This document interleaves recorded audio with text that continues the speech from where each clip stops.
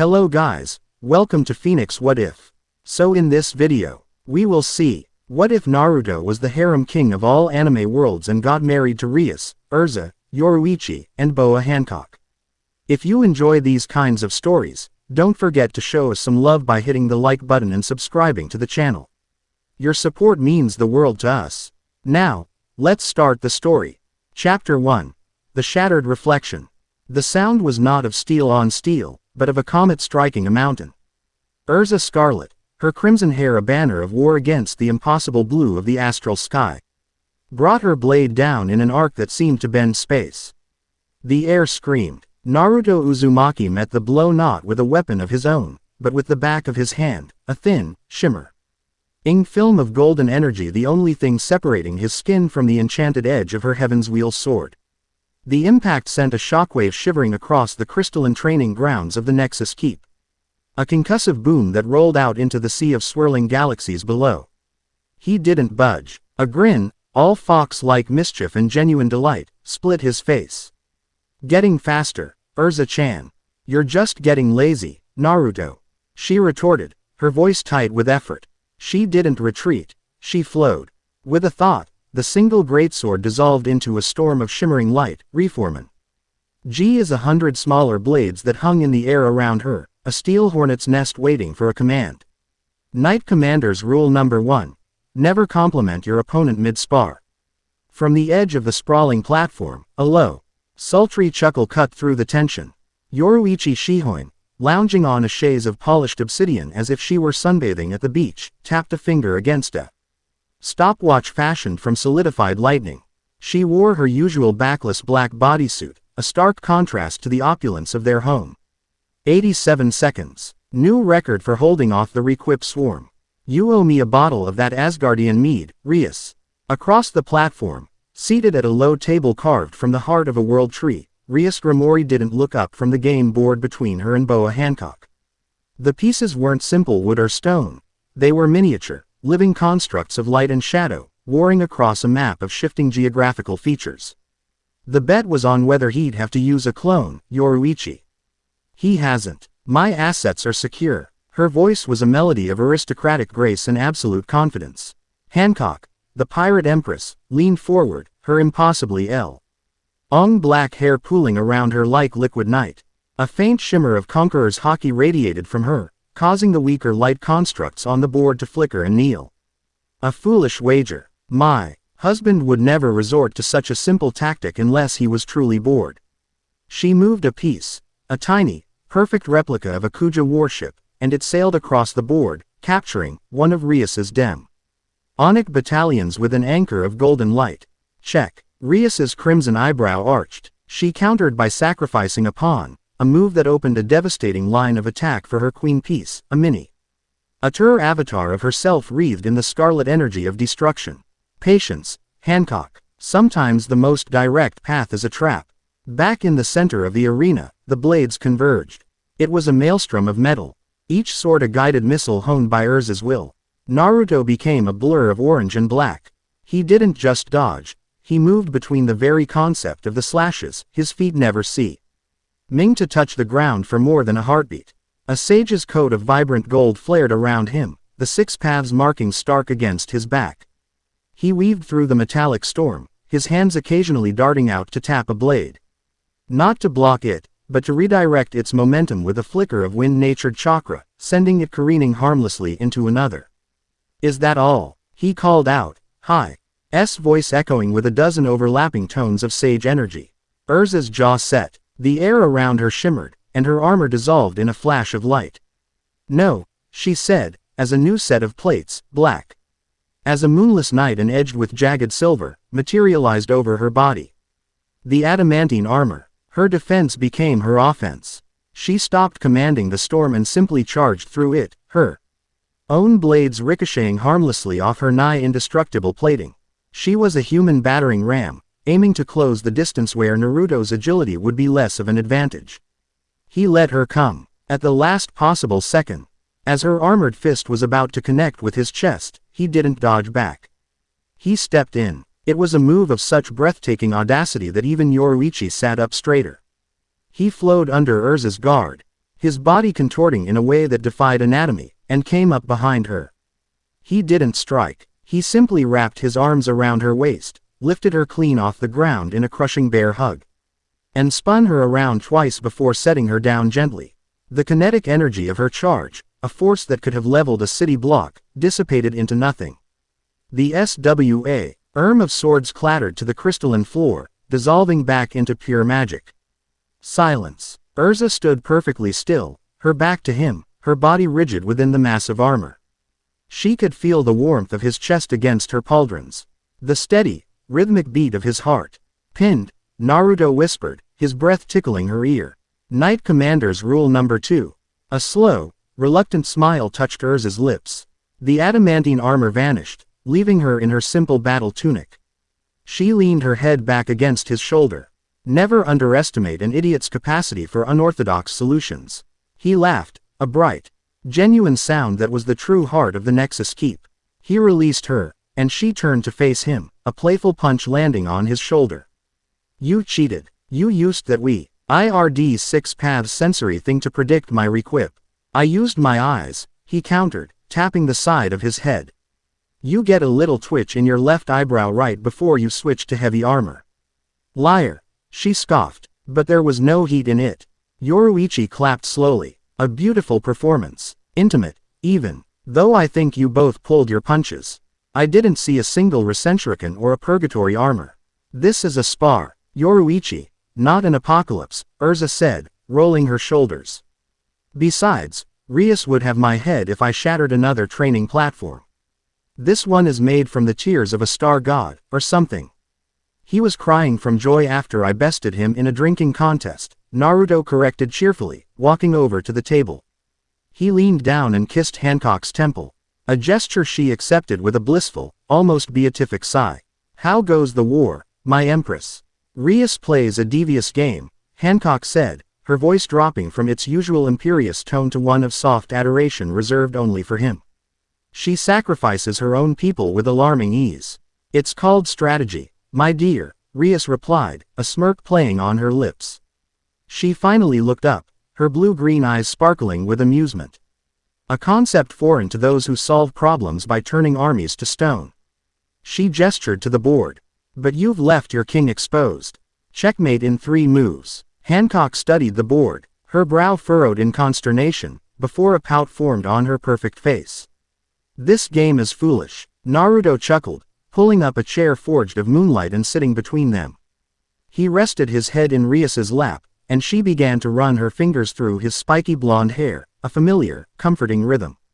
This was their peace. The Nexus Keep, their home, was a testament to it. It was a fortress and a palace, floating in the heart of the dimensional crossroads, cobbled together from the wonders of 1,000 worlds. The floors were polished stone from the underworld. The tapestries were woven by the finest artisans of Fury. The library contained scrolls from the Soul Society and poneglyphs from the Grand Line. It was more than a place. It was a symbol of connection. His innate nature as the Nexus Sovereign, the living anchor of the multiverse, had drawn them to him. Not as subjects, not as a harem to be collected, but as equals. A queen, a knight, a spymaster, a strategist. They were a family, forged not of blood, but of a bond that transcended the boundaries of reality. Their love was the foundation upon which this keep was built. How was the report from the Gote 13? Naruto asked, his eyes closed as Rias's fingers worked their magic. Kiraku sends his regards, Yoruichi answered, hopping off her chaise and stretching like a cat. Hawako Mundo is stable since you brokered the treaty with Harabel. A few minor hollow incursions into the world of the living, but nothing the local Shinigami can't handle. He's more concerned about the supply chain for the research and development department. Apparently, Mayuri wants a sample of devil blood, and Rias politely told him to go dissect himself. His requests are always thinly veiled demands, Rias said coolly. If he wants to study the power of destruction, he can do it from the other side of a demonstration. I'm sure my brother would be happy to oblige. A comfortable silence settled over them. The easy quiet of people who knew each other to the soul. Naruto felt the last of the battle-ready adrenaline seep out of him, replaced by a profound sense of contentment. Here, surrounded by his queens, his family. The constant thrum of the multiverse was a soothing melody, not a chaotic roar. Then, the melody shattered. It wasn't a sound. It was a feeling. A deep, gut-wrenching dissonance that vibrated through the very structure of the keep. It was a wrong note in the symphony of reality, a silent scream that resonated directly in their minds. The light from the swirling galaxies outside flickered, as if a shadow had passed over a billion suns at once. In an instant, the peace was annihilated. Yoruichi was on her feet, her relaxed posture gone, replaced by the lethal stillness of a predator. Erza had already re-equipped into her flight armor, a spear of silver in her hand. Rias stood, a crimson aura of destructive power coalescing around her, her eyes narrowed and cold. Hancock rose to her full, regal height, her gaze sharp enough to cut diamonds, a subtle pressure of hockey washing out from her. Naruto was already standing, his head cocked, his sage senses spreading out like a net. He felt nothing, and that was the problem. The keep was laced with an interlocking web of seals, wards, and sensory nets from a dozen different disciplines. Fuinjutsu, Kido, demonic magic, celestial runes. Nothing could get within a light year of the keep without him knowing it. Yet, his senses reported that everything was normal. The wards were silent, the seals were untouched, but the feeling of wrongness was still there, and it was coming from inside. The Grand Hall, Naruto said, his voice stripped of all its earlier warmth. It was the voice of the 7th Hokage, the voice of a battlefield commander. Now, he didn't wait for a response. He vanished in a flicker of gold, too fast for a normal eye to track. The 4 women were right behind him, a blur of crimson, black, and silver. They burst into the Grand Hall, the heart of the keep. It was a cavernous space, its ceiling a living star chart, its walls lined with banners from allied worlds. At the far end, on a raised dais, sat 5 thrones. One for each of them, carved from materials that represented their very being. Naruto's was of living wood from the god tree, Rias's of obsidian from the core of the underworld. Erza's of holy steel from Aeolus, Yoruichi's of petrified lightning, and Hancock's of sea stone and pure gold. But their attention wasn't on the thrones. It was on what stood before them. In the center of the hall, before the dais, was a single figure. It was humanoid in shape, but that was where the comparison to anything living ended. It was a being of pure, absolute shadow, a hole cut in the fabric of reality. It had no face, no features, no texture. It was a silhouette of a man that seemed to absorb the very light around it, creating a small pocket of twilight in the brightly lit hall. It made no sound. It didn't breathe. It simply was. Report, Naruto commanded, his eyes locked on the intruder. All outer defenses are holding, Yoruichi said instantly, her eyes scanning every inch of the hall. No energy signature, no ryutsu, no chakra, no magic, no haki. It's like it's not even there. The figure didn't react to their presence. It seemed entirely unaware of them. It took a slow, gliding step toward the dais. Its destination was clear, a display case that stood beside Naruto's throne. Inside the case rested a katana. Its blade was a soft, milky white, its hilt wrapped in simple blue silk. It wasn't the most powerful weapon in their armory, not by a long shot. But it was one of the most significant. It was the Raken, a gift to Naruto from the Spirit King Koenma. A symbol of the alliance between the Nexus and the spirit world. A symbol of connection. Stop it, Erza snarled, and launched herself forward. She crossed the vast hall in a heartbeat, her spear leveled. Heaven's piercer. The tip of the spear, glowing with divine energy, aimed for the center of the shadow's chest. But it didn't connect. It passed straight through, meeting no resistance at all. Erza stumbled, her momentum carrying her past the figure. She spun around, her face a mask of disbelief. It's intangible, she said, her voice tight with frustration. The figure's hand, a formless mitten of black, reached the display case. It didn't break the glass. It passed through it as if it were air. Its fingers wrapped around the hilt of the Raken, and the sword began to die. It wasn't rust or decay. The process was clean, sterile, and utterly terrifying. The milky white of the blade started at the hilt and began to fade, turning translucent. The light within it, the spiritual energy that made it what it was simply vanishing. The steel lost its integrity, its very concept being unwritten from reality.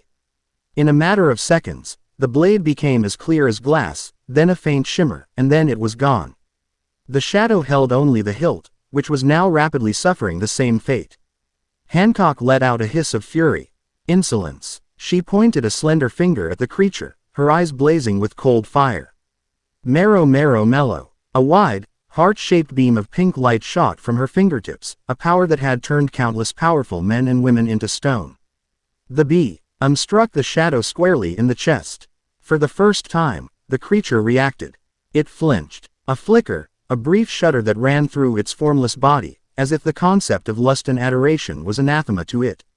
But it did not turn to stone. The pink light was simply absorbed into its blackness, swallowed without a trace. The hilt in its hand finished its process of unexistence, and now its hand was empty. Rias's hands glowed with a terrifying scarlet light, black lightning crackling around her fists. The air grew heavy, thick with the raw power of annihilation. "If it exists, I can destroy it," she declared, her voice resonating with demonic power. She unleashed a torrent of destructive energy, a wave of pure oblivion that could erase souls and shatter dimensions. The wave of scarlet and black slammed into the shadow. But it didn't explode. The two forces met, and for a terrifying moment, they simply cancelled each other out. Rias's power of destruction, the antithesis of creation, met a force of pure negation. And the result was a pocket of absolute null space. The air crackled, the light warped, and then the effect was over. The creature stood unharmed. It hadn't even been pushed back. It had turned its faceless head, a slow, deliberate motion, and was now looking at them. There were no eyes, but they all felt the weight of its attention. A cold, clinical curiosity. "It's testing us," Yoruichi breathed, her muscles coiled tight. "It wanted to see our powers." She vanished in a blur of Shunpo, appearing behind the creature, her fist glowing with the compressed energy of Shunko. "This ends now." Her punch, a blow that could shatter mountains, was aimed at the back of its head. Like Erza's spear, her fist passed straight through. But this time was different. Yoruichi cried out, snatching her hand back as if she'd been burned. "My Ryutsu," she gasped, looking at her hand. "It's draining it, siphoning it off." This wasn't an opponent. It was a black hole in the shape of a man. The shadow raised its hand, not in attack, but as if to gesture. And then, it turned and began to glide back the way it came, its purpose seemingly fulfilled. "Oh no, you don't." Naruto's voice was deathly quiet. He had been standing still, watching, processing. He saw Erza's physical attacks fail. He saw Hancock's will-based power cause a reaction. He saw Rias's conceptual destruction meet its equal. He saw Yoruichi's spiritual energy get devoured. He understood. You couldn't fight nothing with something. You had to force it to be something. The golden sage Kotoru. Him exploded into a blazing inferno of chakra. A black sphere, no bigger than a marble, appeared in his palm, swirling with an impossible density. But this wasn't a normal Rasengan. He poured everything into it. The life energy of the planet from Sage Mode. The raw, instinctual vitality of Kurama's chakra. And a third, more esoteric power, the energy of the Nexus itself. The power of a billion connections, of love and rivalry, of friendship and family, of every bond across every world that made the multiverse what it was. It was the power of meaning. Rasengan. He wasn't aiming for the creature. He was aiming for the space it occupied. He thrust his hand forward, and the super-dense sphere of creative, connective energy slammed into the shadow's chest. There was no explosion, no sound. There was only a flash of pure, brilliant white light, so intense it bleached all color from the grand hall. It was the light of creation striking the heart of negation. The shadow figure didn't scream. It simply convulsed, its form destabilizing, unable to maintain its integrity against a force that was its conceptual opposite. It wasn't being destroyed, it was being defined, forced into a state of existence it could not handle. With a final, silent implosion, the shadow collapsed in on itself and was ejected from the hall, vanishing as mysteriously as it had arrived. The blinding light faded. The five of them stood in the sudden silence, breathing heavily. The air was still thick with the ozone-like scent of Naruto's power and the chilling memory of the intruder's presence. On the floor, where the creature had been standing when Naruto struck it, lay a small object.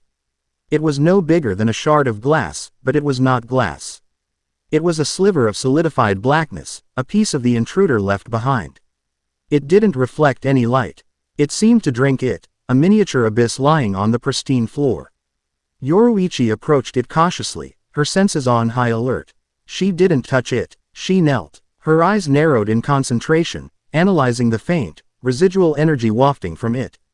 Her face, usually a mask of playful confidence, grew stone-cold serious. "What is it?" Erza asked, her spear still held at the ready. "I don't know," Yoruichi admitted, and the admission sent a fresh wave of unease through all of them. "There's no frame of reference. It's not Keto, it's not magic, it's not demonic.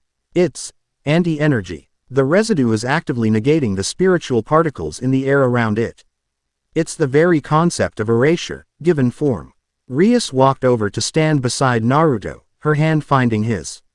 It was trembling slightly. It bypassed every ward. It came here, ignored us, and destroyed the Raken. "Why that specific sword?" "It was a symbol," Hancock said, her voice hard as steel. She looked at the empty display case, then at the black shard on the floor. A symbol of alliance, of worlds connected. This wasn't an assassination. It was a statement of intent. Naruto stared at the shard, his fists clenching at his sides.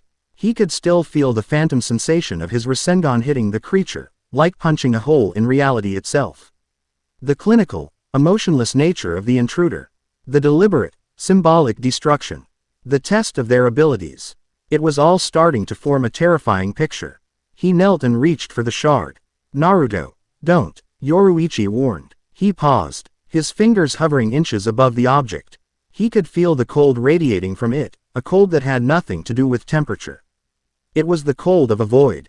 The cold of absolute loneliness. He closed his eyes, focusing his sage sense on it, trying to hear the echo of its origin. He heard nothing. A profound, deafening silence. He pulled his hand back and stood up, his face set like granite. The playful man from the training grounds was gone, replaced by the sovereign who held the fate of 1,000 worlds in his hands. He looked at his wives, his queens, his family, and saw his own grim resolve mirrored in their eyes. The easy peace they had fought so hard to build was over. The game had changed. It wasn't a test, Naruto said, his voice low and dangerous. It was a declaration. He looked from Rias's determined gaze to Erza's battle-ready stance, from Hancock's regal fury to Yoruichi's analytical focus. The fear was there, a cold knot in his stomach, but it was overshadowed by a fierce, burning protectiveness. They had come for his home. They had threatened his family. "This is the beginning of a war," he continued, the power in his voice making the very air hum. "A war against an enemy that doesn't want to conquer us, or rule us, or even kill us." He looked down at the void shard, the tiny piece of utter non-existence lying in the heart of their home. "They want to erase us." The five of them stood together in the grand hall, a silent circle of power and resolve. The light of 1,000,000,000 galaxies shone down from the ceiling, but for the first time since the Nexus Keep was built. It felt a little less bright. A shadow had fallen over the multiverse. Chapter 1 End. Chapter 2. The Silent Guild. The silence in the grand hall was heavier than any sound. It was a weighted blanket of shock and dawning dread. The void shard on the floor was a puncture wound in the heart of their home, a tiny speck of absolute nothing that promised an ocean of the same. Yoruichi was the first to move. With a grace that belied the urgency of the situation, she conjured a keto-laced containment field, a shimmering cube of golden energy, and levitated the shard inside it. The oppressive cold emanating from the object was immediately dampened, the air in the hall losing its chilling edge. "I'm taking this to the lab," she announced, her voice clipped and professional. It was her spymaster persona, the one that left no room for emotion, only analysis. "I need to map its energy signature, or lack thereof. There has to be a residual trail, an echo of where it came from.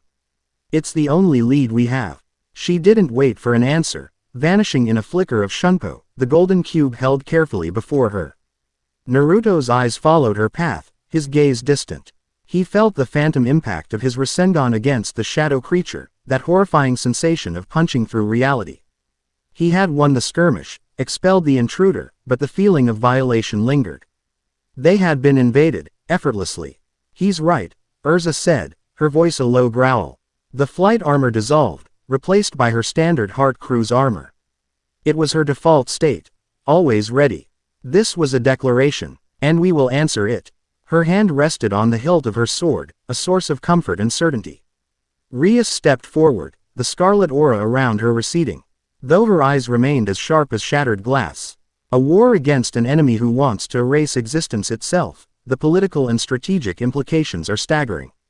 How do you fight an ideology of non-being? How do you form an alliance against a threat that most worlds don't even know exists?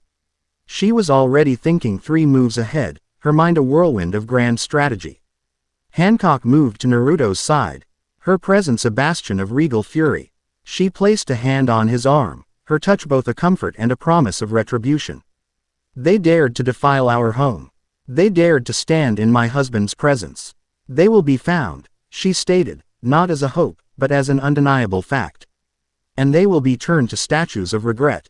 He gave her hand a grateful squeeze, drawing strength from her unshakable conviction.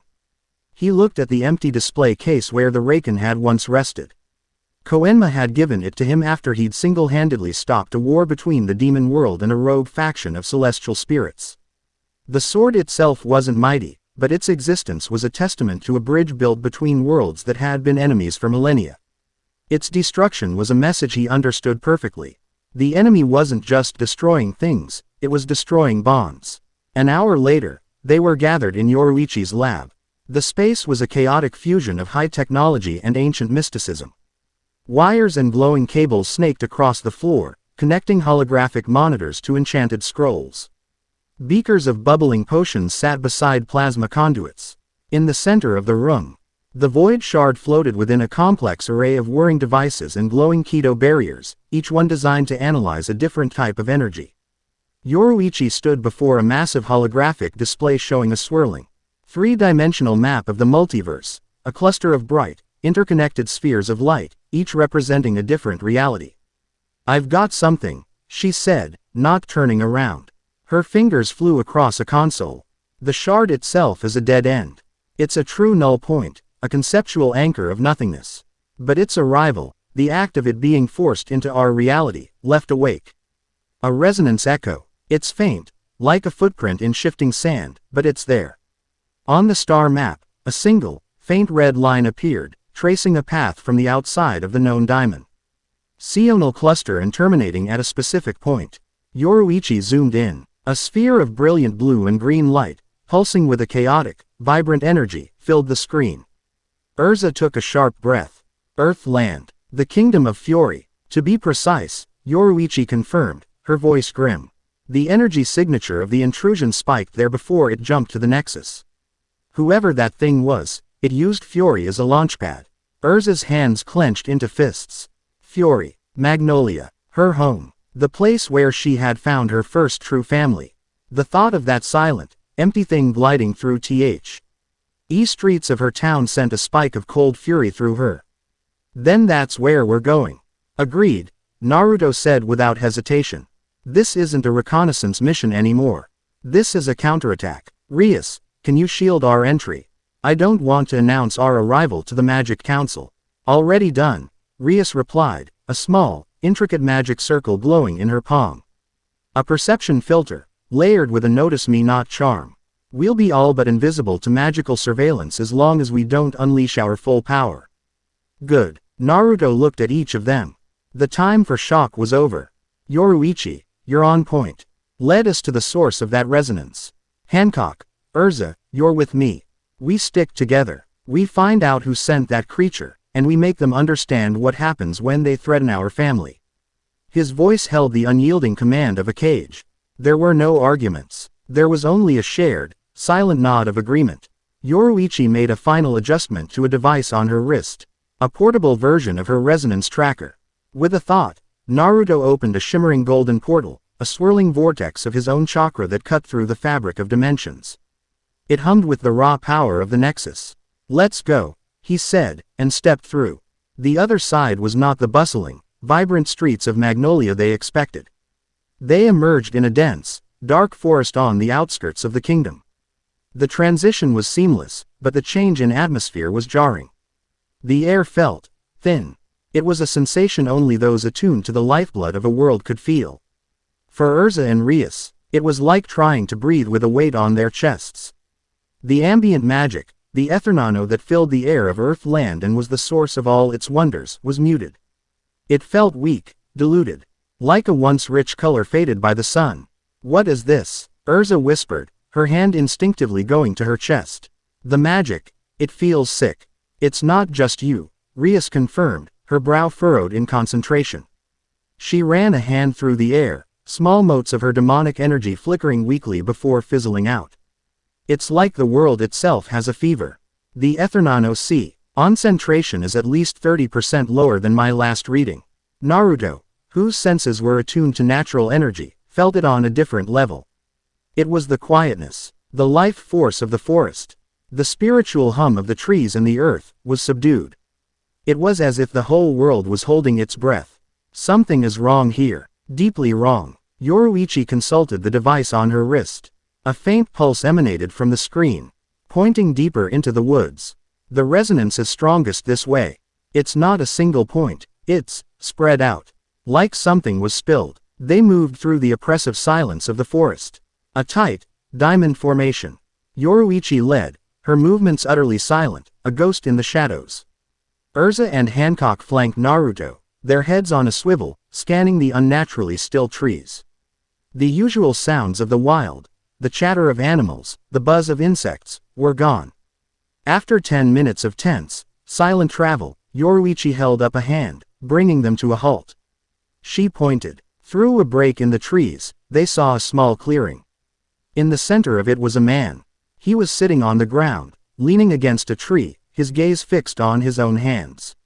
He wore the tattered remnants of a wizard's robe, the insignia on his shoulder marking him as a member of a minor, independent guild. They approached cautiously. The man didn't seem to notice them. He was muttering to himself, a low, desperate litany. Come on, he pleaded, his hands outstretched. He squeezed his eyes shut in concentration. Flame, just a spark. Please. Nothing happened. His hands remained empty. Erza's heart clenched. She recognized the look on his face. It was the desperate terror of a part of you being gone. She stepped forward. Are you all right? The man's head snapped up, his eyes wide and haunted. They were the eyes of a man who had stared into an abyss. When he saw Erza, a flicker of recognition, then horror, crossed his face. Stay back, he shrieked, scrambling away from them, pressing himself against the tree. You're mages. They'll find you. They'll silence you too. Silence us? Erza asked, her voice gentle, trying not to spook him further.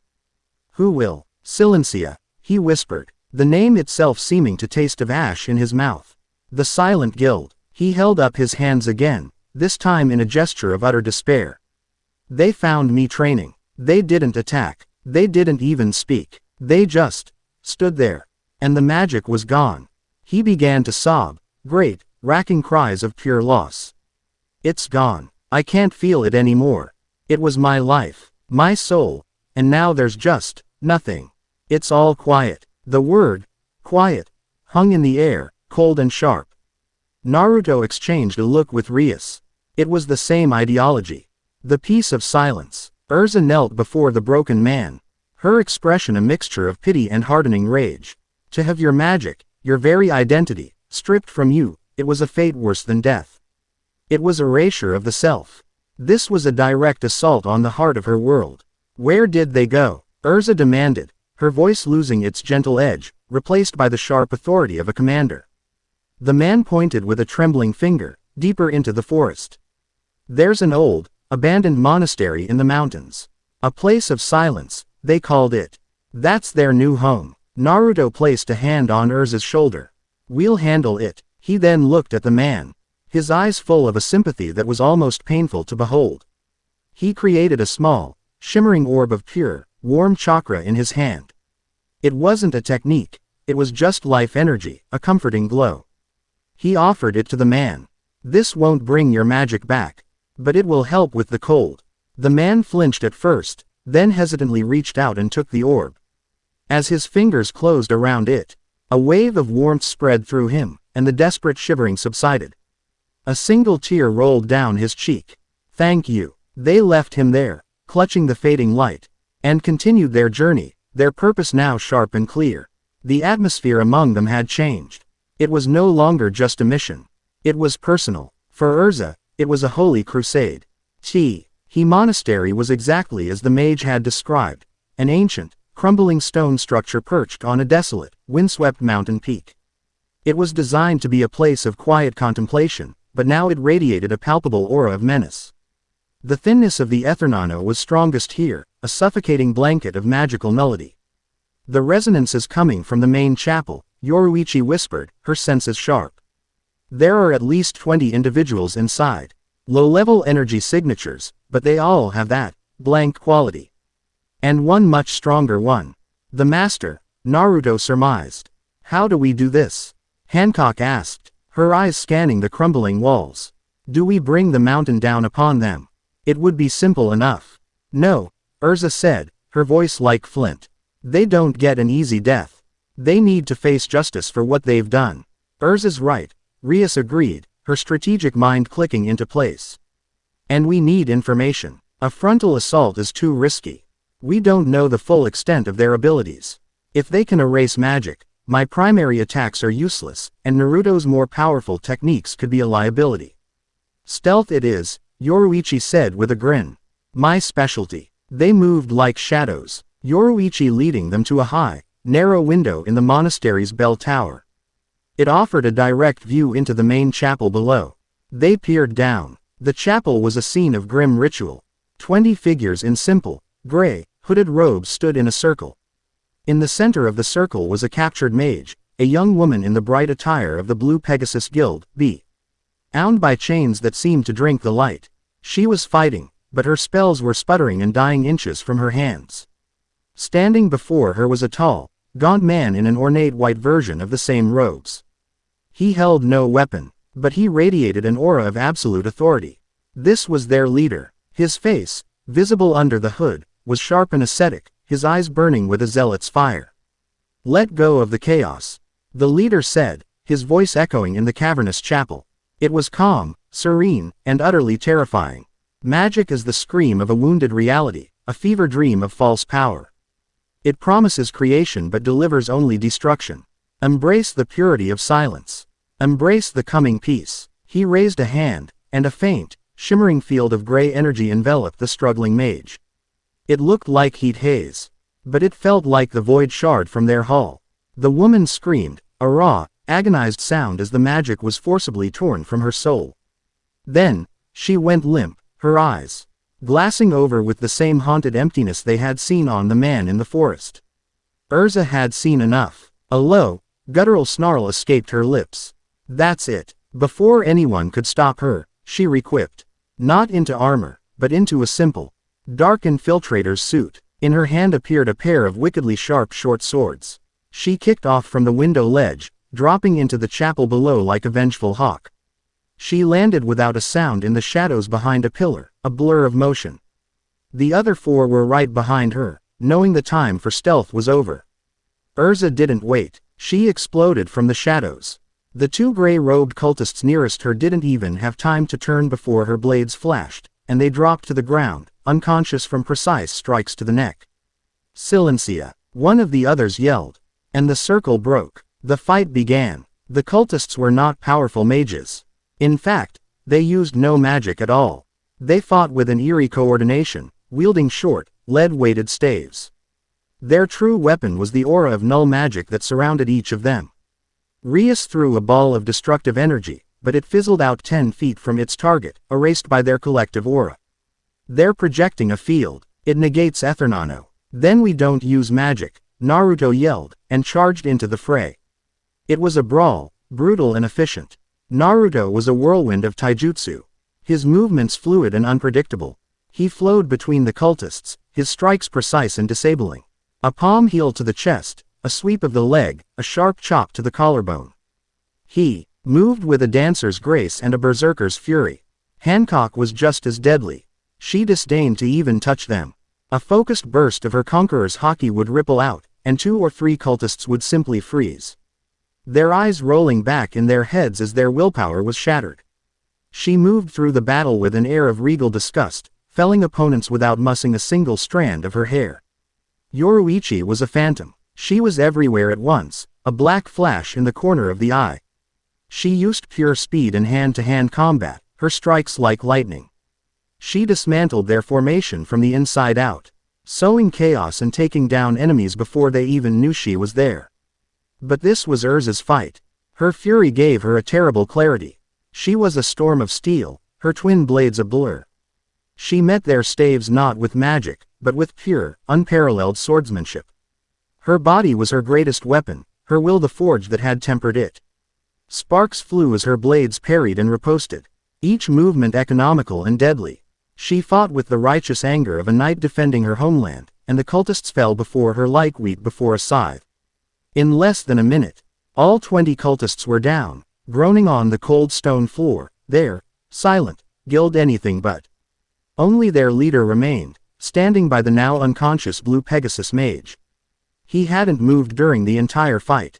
He had simply watched, his expression unreadable. Now, he looked at the 5 of them, his gaze finally settling on Erza, who stood panting, her blades dripping with neither blood nor magic. Only the condensation of effort. Impressive, the leader said, his calm voice a jarring contrast to the violence. He took a step forward, and the null magic field around him intensified tenfold. The very air grew thick and heavy. You fight with the fury of the storm you claim to abhor. Such chaos, such noise. Who are you? Naruto demanded, taking a step to stand beside Erza. I am Archon Malachi, the man said, pulling back his hood. His head was shaved, and a complex, spiraling tattoo, like a galaxy collapsing in on itself, covered one side of his face. And I am a prophet of the true peace. There's no peace in what you're doing, Erza snarled. You're mutilating people, you're destroying their souls. A sad, pitying smile touched Malachi's lips. Destroying? No, I am healing them. I am freeing them from the cancer of magic. It is a chaotic force, an impurity bled into our world from other, lesser realities. It promises power but brings only suffering.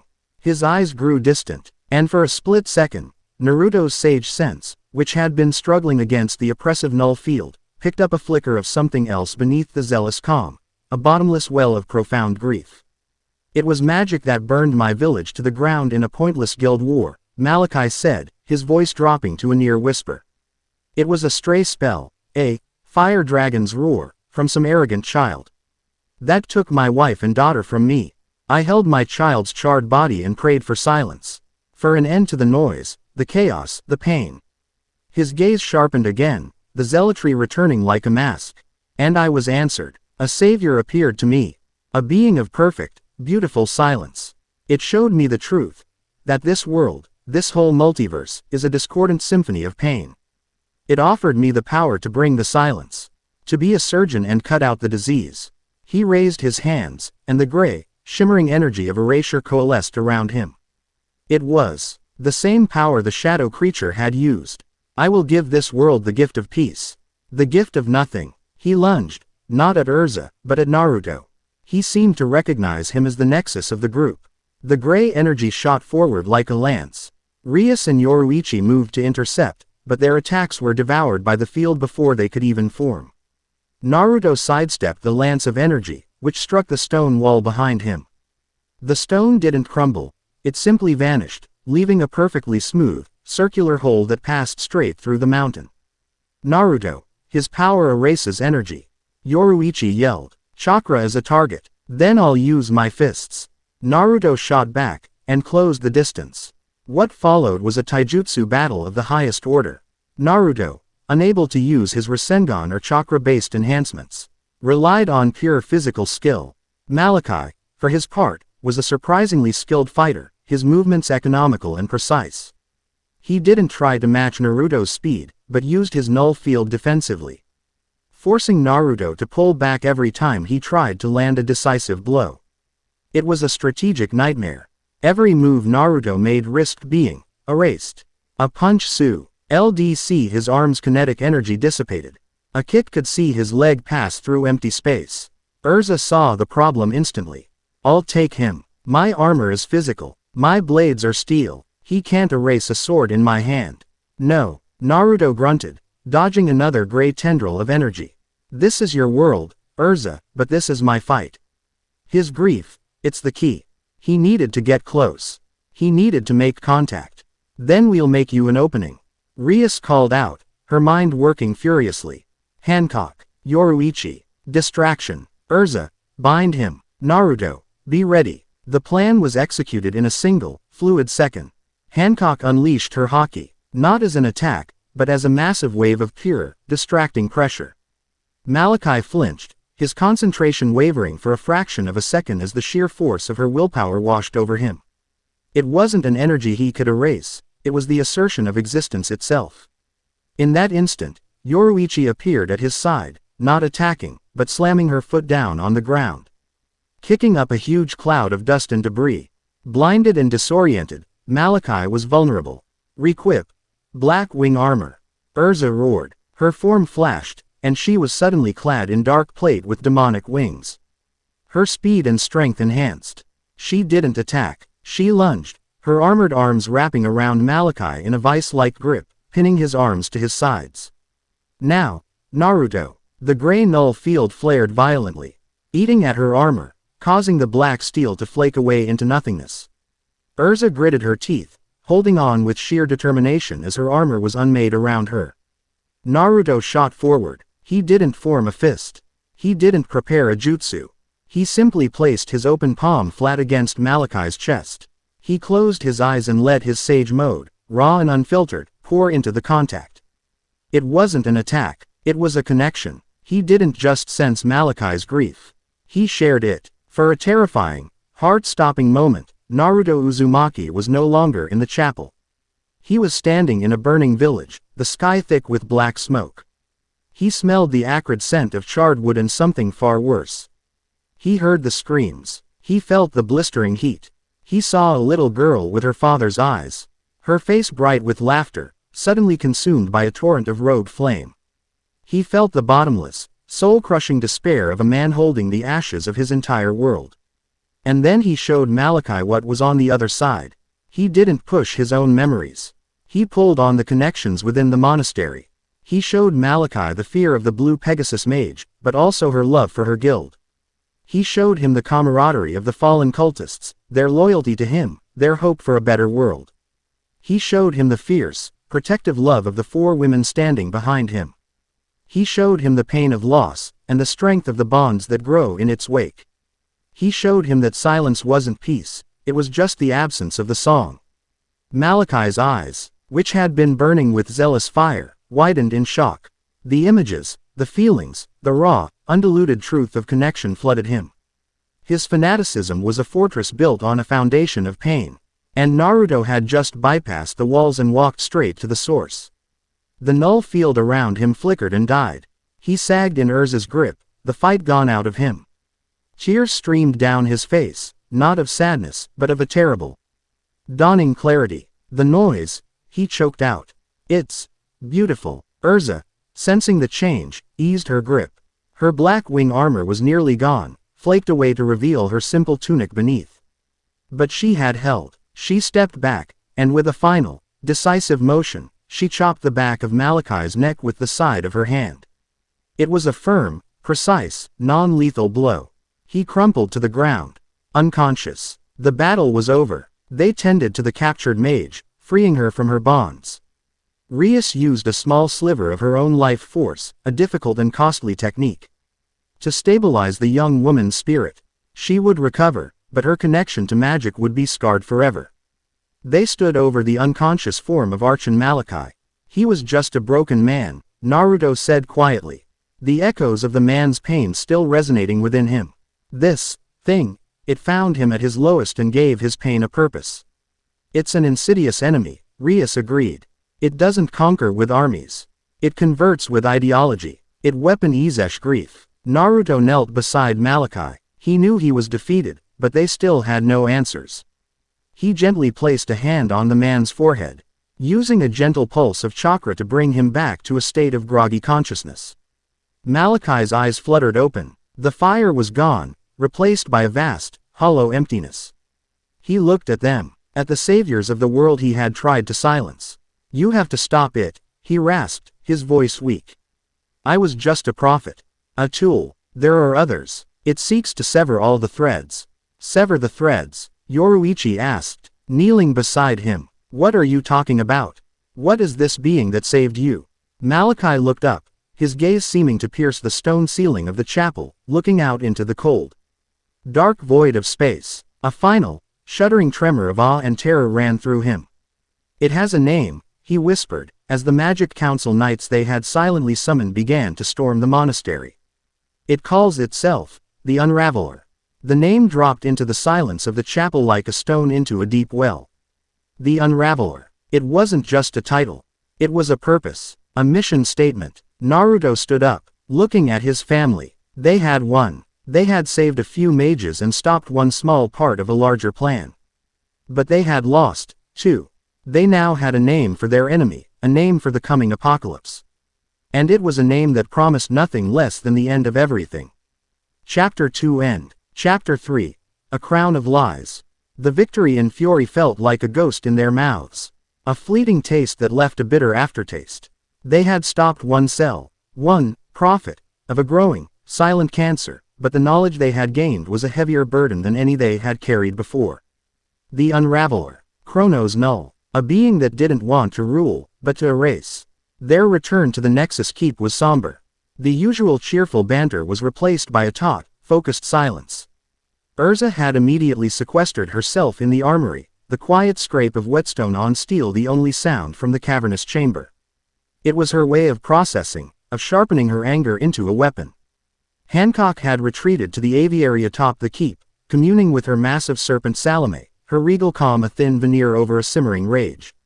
Even Yoruichi was uncharacteristically quiet, poring over the data from Fury in her lab, cross-referencing it with every known database from every allied world, searching for any mention of an Unraveler, or the concept of Chronos Null.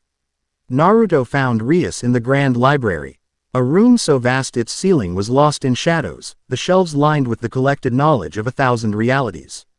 She wasn't reading. She stood before a floating, holographic map of the underworld, its intricate web of territories and noble houses glowing a faint, demonic red. Any word from Yoruichi? Naruto asked, his voice low. He came to stand beside her, his presence a solid, comforting anchor in the quiet room. Rias shook her head, not taking her eyes off the map. Nothing. No historical records, no mythological texts, no whispers in the grimoires of a dozen pantheons. This Chronos Null, it's either new, or so ancient it predates all recorded history. She gestured to the map, her finger tracing the borders of the Grimoire territory. And that might be the least of our problems. Naruto's eyes followed her finger. What's wrong? I received an urgent message from my brother while you were all occupied. It came through a secured, emergency-only channel. She waved her hand, and a new layer of information overlaid the map. Lines of influence, political leanings, and recent shifts in allegiance. Several prominent territories, once staunch allies of the Grimoire family, were now shaded a worrying amber. There's a new political movement rising in the underworld. They're calling themselves the Isolationist Front. Naruto's brow furrowed. The name alone set his teeth on edge. Their leader is a duke from a minor but respected house. Valerius of the House of Baal, Rias continued, her voice laced with a frustration that bordered on contempt. He's charismatic, cunning, and his rhetoric is dangerously persuasive. He's using the incident in Fury, which is already being whispered about through back channels as a magical plague, as proof. He's arguing that the Nexus, our connection to other worlds, is no longer a strength. He's calling it a contagion. Naruto's hands clenched. He's using fear. It's more than that. He's twisting our very nature against us, Rias said, turning to face him, her blue-green eyes blazing with a cold fire. He's framing you, my husband, as a foreign influence, a sovereign from another reality whose presence invites chaos. He's painting our family, our marriage, as a threat to the purity and stability of the devil race. The accusation was so vile, so contrary to everything Naruto stood for. He was momentarily stunned into silence. He, who had spent his entire life trying to bridge gaps and bring people together, was being branded a source of division. But that's insane, Naruto finally said. The alliances we've built have made the underworld stronger than ever. The trade, the sharing of knowledge. Facts are irrelevant when you're selling a comforting lie, Rias countered bitterly. He's preying on old prejudices. On the arrogance of pure-blood nobility who have always been wary of outsiders. And he's offering them a simple, elegant solution. She gestured to the map again. And a single point in the heart of the underworld's capital, Lilith, began to glow with a sickly purple light. He's proposing the Grand Sundering. It's a forbidden ritual, a piece of blasphemous magic buried after the Great War. It would require the power of a dozen high-ranking dukes to sever the underworld's connection to the Nexus completely, sealing it off from all other realities. Permanently. The implications slammed into Naruto with the force of a physical blow. The Nexus wasn't just a series of doorways, it was a web of interconnected life force. Ripping a reality as powerful as the underworld out of that web wouldn't just isolate it, it would cause a catastrophic resonance cascade. The shockwave would destabilize dozens of adjacent worlds, weakening the entire structure. It would be like trying to heal a wound by amputating a limb with a rusty axe. He's not trying to save the underworld, Naruto said, the pieces clicking into place with horrifying clarity. He's trying to serve it up on a platter. An isolated, weakened world, cut off from all its allies, Rias confirmed, her voice grim. It would be the perfect target for the Unraveler. A single, contained reality ripe for erasure. This was it. The next attack, not a frontal assault, but a rot from within. Chronos Null wasn't just a monster, it was a political mastermind, using the fears of a population to make them build their own prison. Searsex has called for a grand council of the 72 pillars, Rias said.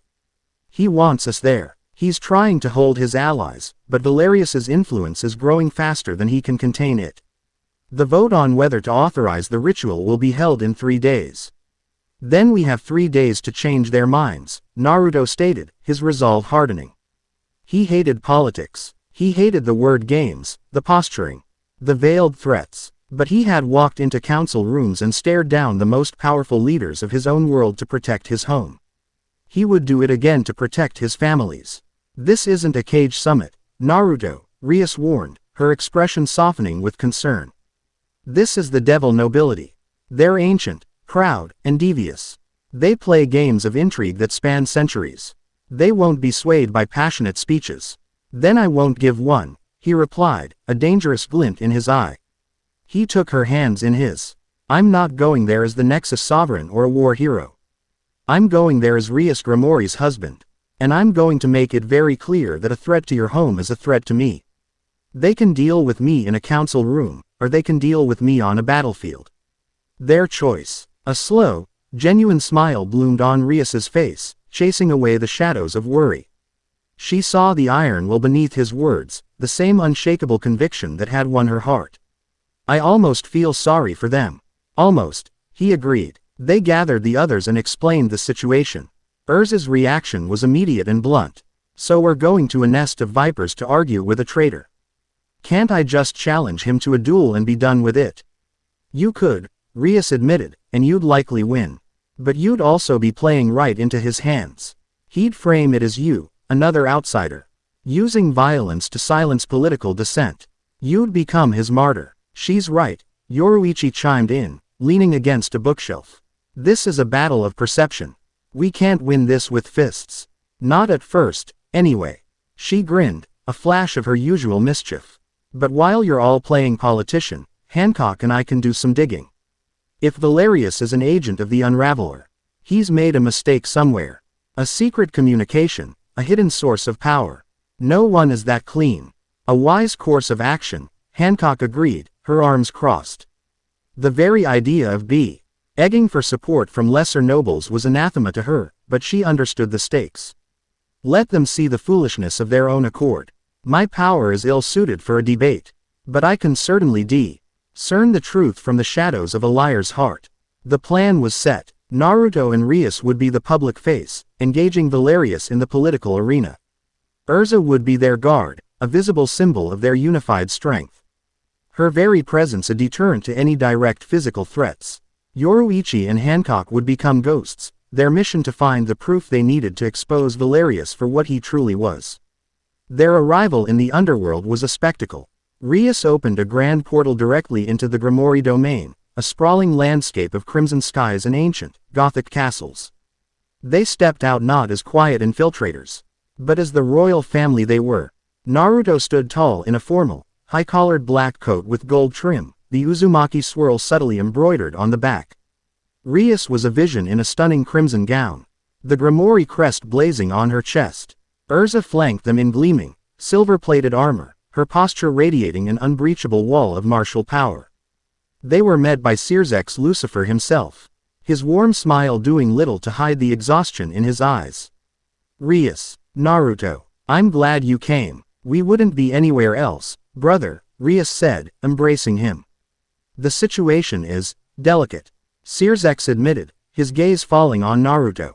Valerius has captured the hearts and minds of the fearful. He's made you the face of all their anxieties, Naruto-kun. I've had worse, Naruto replied with a shrug. At least no one's trying to lock a tailed beast inside me this time. Sears managed a weak chuckle. Your candor is as refreshing as it is terrifying. Come, the council is about to convene. Quote, the Grand Council Hall was an amphitheater of breathtaking, oppressive scale. Carved from black basalt, it rose in tiers, each section holding the thrones of the 72 pillars. The great houses of the underworld. Most were filled, the air thick with demonic energy and centuries of aristocratic pride. A low murmur ran through the chamber as Naruto, Rias, and Erza entered, all eyes falling on them. They were whispers of suspicion, of fear, of contempt. Naruto felt the weight of their collective gaze, 1,000 judgments being passed at once. He ignored it. He focused on Rias at his side, on the steady rhythm of her breathing, and walked with his head held high. At the center of the hall, on a raised platform opposite the four great Satan's thrones, stood Duke Valerius. He was exactly as Rias had described, handsome, with silver hair and sharp, intelligent eyes that seemed to miss nothing. He wore immaculate white robes, a stark contrast to the traditional black and red of the other devils. He looked like a savior, a messiah of purity.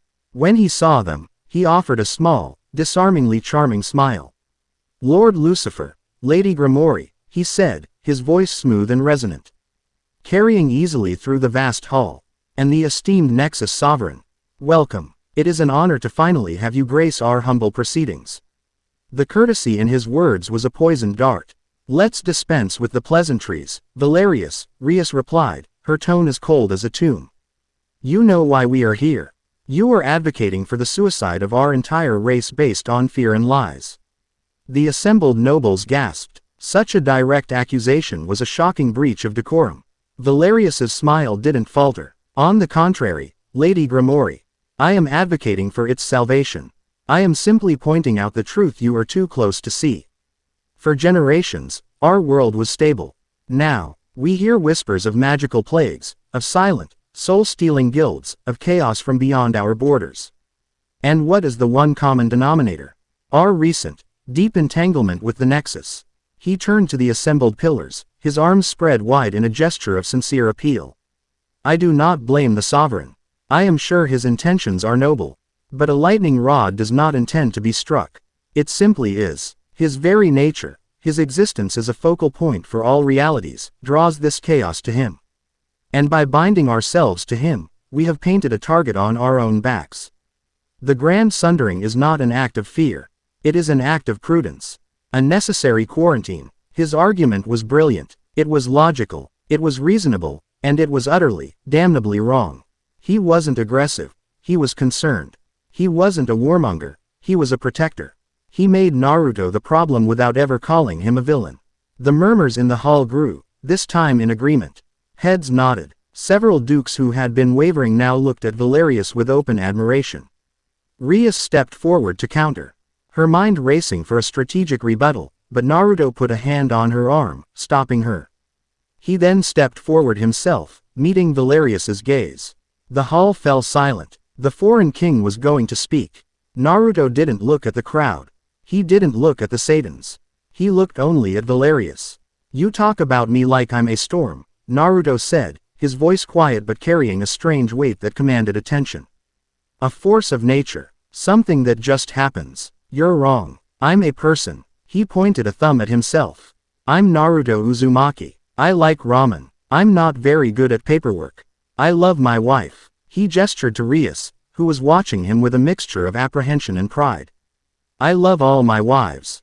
They are the strongest, smartest, most incredible women I have ever known. And yes, they are from different worlds. My family is the Nexus, in miniature. He took another step closer to Valerius. You talk about contagion, about purity. I've heard that talk before. It's the excuse cowards use when they're afraid of something they don't understand. You say our connections make us weak. I say they are the only thing that gives us strength. A single tree can be broken by the wind. A forest stands together. Quote. His voice started to rise, not in anger, but in raw, unshakable conviction. This unraveler, this thing you're so afraid of, it wants to make us all single trees. It wants to isolate us, to make us alone and afraid, so it can pick us off one by one. And you're not just letting it happen. You're holding the axe. He didn't present a political argument. He presented a truth, simple, blunt, and powerful. He cut through all of Valerius's silver-tongued rhetoric and exposed the rotten core of his argument, fear. For the first time, Valerius's charming smile faltered. A flicker of genuine anger flashed in his eyes before he masked it. Your passion is admirable, sovereign. But passion does not govern a kingdom. Logic and safety must prevail. He turned back to the crowd. He offers you pretty metaphors. I offer you survival. The debate raged. Rias, taking her cue from Naruto, abandoned intricate political arguments and spoke from the heart. She spoke of the alliances she had forged, of the new magics they had learned, of the prosperity that their open borders had brought. She spoke as a daughter of the underworld who loved her home, not as a queen of the Nexus. It was a stalemate. Naruto and Rias had swayed some, the ones who valued courage and connection. But Valerius had a firm grip on the fearful, the traditionalists, the ones who saw only risk. The vote would be close. Too close. As the council took a recess before the final vote, a tiny, almost unnoticeable flicker of energy pulsed from the earring Erza wore. It was a signal from Yoruichi. They had found something. Under the guise of stretching her legs, Erza moved to a secluded alcove, Rias and Naruto joining her moments later. A miniature projection of Yoruichi shimmered into existence before them. Paydert, Yoruichi said, her voice triumphant. Valerius is clean, too clean. His personal magic, his finances, his communications, it's all perfectly pristine. But we weren't looking at him. We were looking at his house. Hancock's projection appeared beside Yoruichi's. The Bale domain is modest, but they have a private vault, deep beneath their castle. One guarded by 33 layers of conceptual wards. They were designed to hide something not from thieves, but from scryers. From truth seers. I couldn't get through, Yoruichi admitted. The magic is too esoteric. But Hancock, my hockey is not magic, Hancock stated simply. It is will. I could not break the wards, but I could feel what was behind them. A coldness, an emptiness. The same silence we felt from that creature in our hall. It is a very small source, but it is there. He has a piece of the unraveler. It's how he's projecting that aura of sincerity, and blocking any attempts to read his true motives. He is not just a sympathizer. He is empowered by it. The final piece of the puzzle slotted into place. He has to be channeling it, using it to subtly influence the minds of the other dukes, Rias breathed. Her eyes wide with horror. It's not just persuasion. It's conceptual manipulation. We have to expose him, Erza growled. Now, we have no proof, Naruto said, his mind racing. Just our word against his. It's not enough. He looked at Rias. Can you challenge him? A formal duel. I could, Rias said, but he could refuse. A duel for leadership must be accepted. A challenge of honor can be deflected. Especially now. He would claim I am trying to silence him with force, just as Erza would have. Then he won't be challenging you, Naruto said, a grim smile on his face. He looked back towards the council hall. He'll be challenging me. When the council reconvened, Valerius, sensing his victory was near, went for the killing blow. There is only one way to settle this, he announced, his voice ringing with false magnanimity. To prove that my path is not one of treason, but of love for my people. I, Duke Valerius, Challenge the Nexus Sovereign, Naruto Uzumaki, to a duel of leadership. If I win, the Sundering proceeds. If you win, the isolationist front will disband. A gasp went through the hall. It was a masterstroke. He was challenging the outsider, the source of the problem, directly. If Naruto refused, he was a coward. If he accepted and lost, their cause was doomed. Naruto started to step forward, the word, yes, on his lips, but Rias was faster. She moved in front of him. Her body a shield of crimson and black. No. The hall fell silent. Valerius looked at her, an eyebrow raised in amusement. Lady Grimori, you will not fight my husband, Rias said, her voice dangerously calm. The air around her began to crackle with scarlet lightning. The temperature in the hall dropped. This was not the politician Rias. This was not the strategist Rias. This was the heiress of the House of Grimori, the Princess of Ruin, and her family had been insulted. Your quarrel is with the idea of the Nexus, she continued, her voice rising to a crescendo of power. You have slandered my family. You have threatened my home. You have insulted my honor. Your challenge is not with him. It is with me. She pointed a finger at Valerius, and a torrent of the power of destruction, concentrated into a single, terrifying beam, erupted from her fingertip and struck the floor at his feet. The basalt didn't crack, it simply ceased to exist, leaving a smoking, bottomless hole. Rias Grimori, accept your challenge. Valerius was stunned. This was not part of his plan. But to refuse now, after she had so publicly claimed the right, would be to show cowardice. A slow, cruel smile spread across his face. He had wanted to defeat the sovereign, but breaking his wife in front of him would be just as sweet a victory. Very well, he said. A duel of honor it is. The entire council teleported to the underworld's grand arena, a colossal coliseum that had seen countless legendary battles. Naruto, Erza, and the Saiyans watched from the royal box. Naruto's hands were clenched on the balustrade. His knuckles white. He trusted Rias. He trusted her more than he trusted the sun to rise. But he had seen what the power of the void could do. Down on the arena floor, Rias and Valerius faced each other. You have made a grave mistake, little girl, Valerius said, shedding his white robes to reveal a form-fitting black combat suit. Your power is destruction. Mine is purity. A flame cannot burn in a vacuum. He raised his hands, and the gray, shimmering energy of the void, far more powerful than what Malachi had wielded, erupted around him. It was a storm of silent erasure. Rias didn't flinch. She smiled, a fierce, predatory grin. You think this is about power against power? You truly are a fool. The duel began. It was a terrifying display. Valerius's void energy was a perfect defense and a horrifying offense. He fired lances of nothingness that Rias was forced to dodge, unable to block. When she retaliated with her power of destruction, he would meet it with a shield of the void.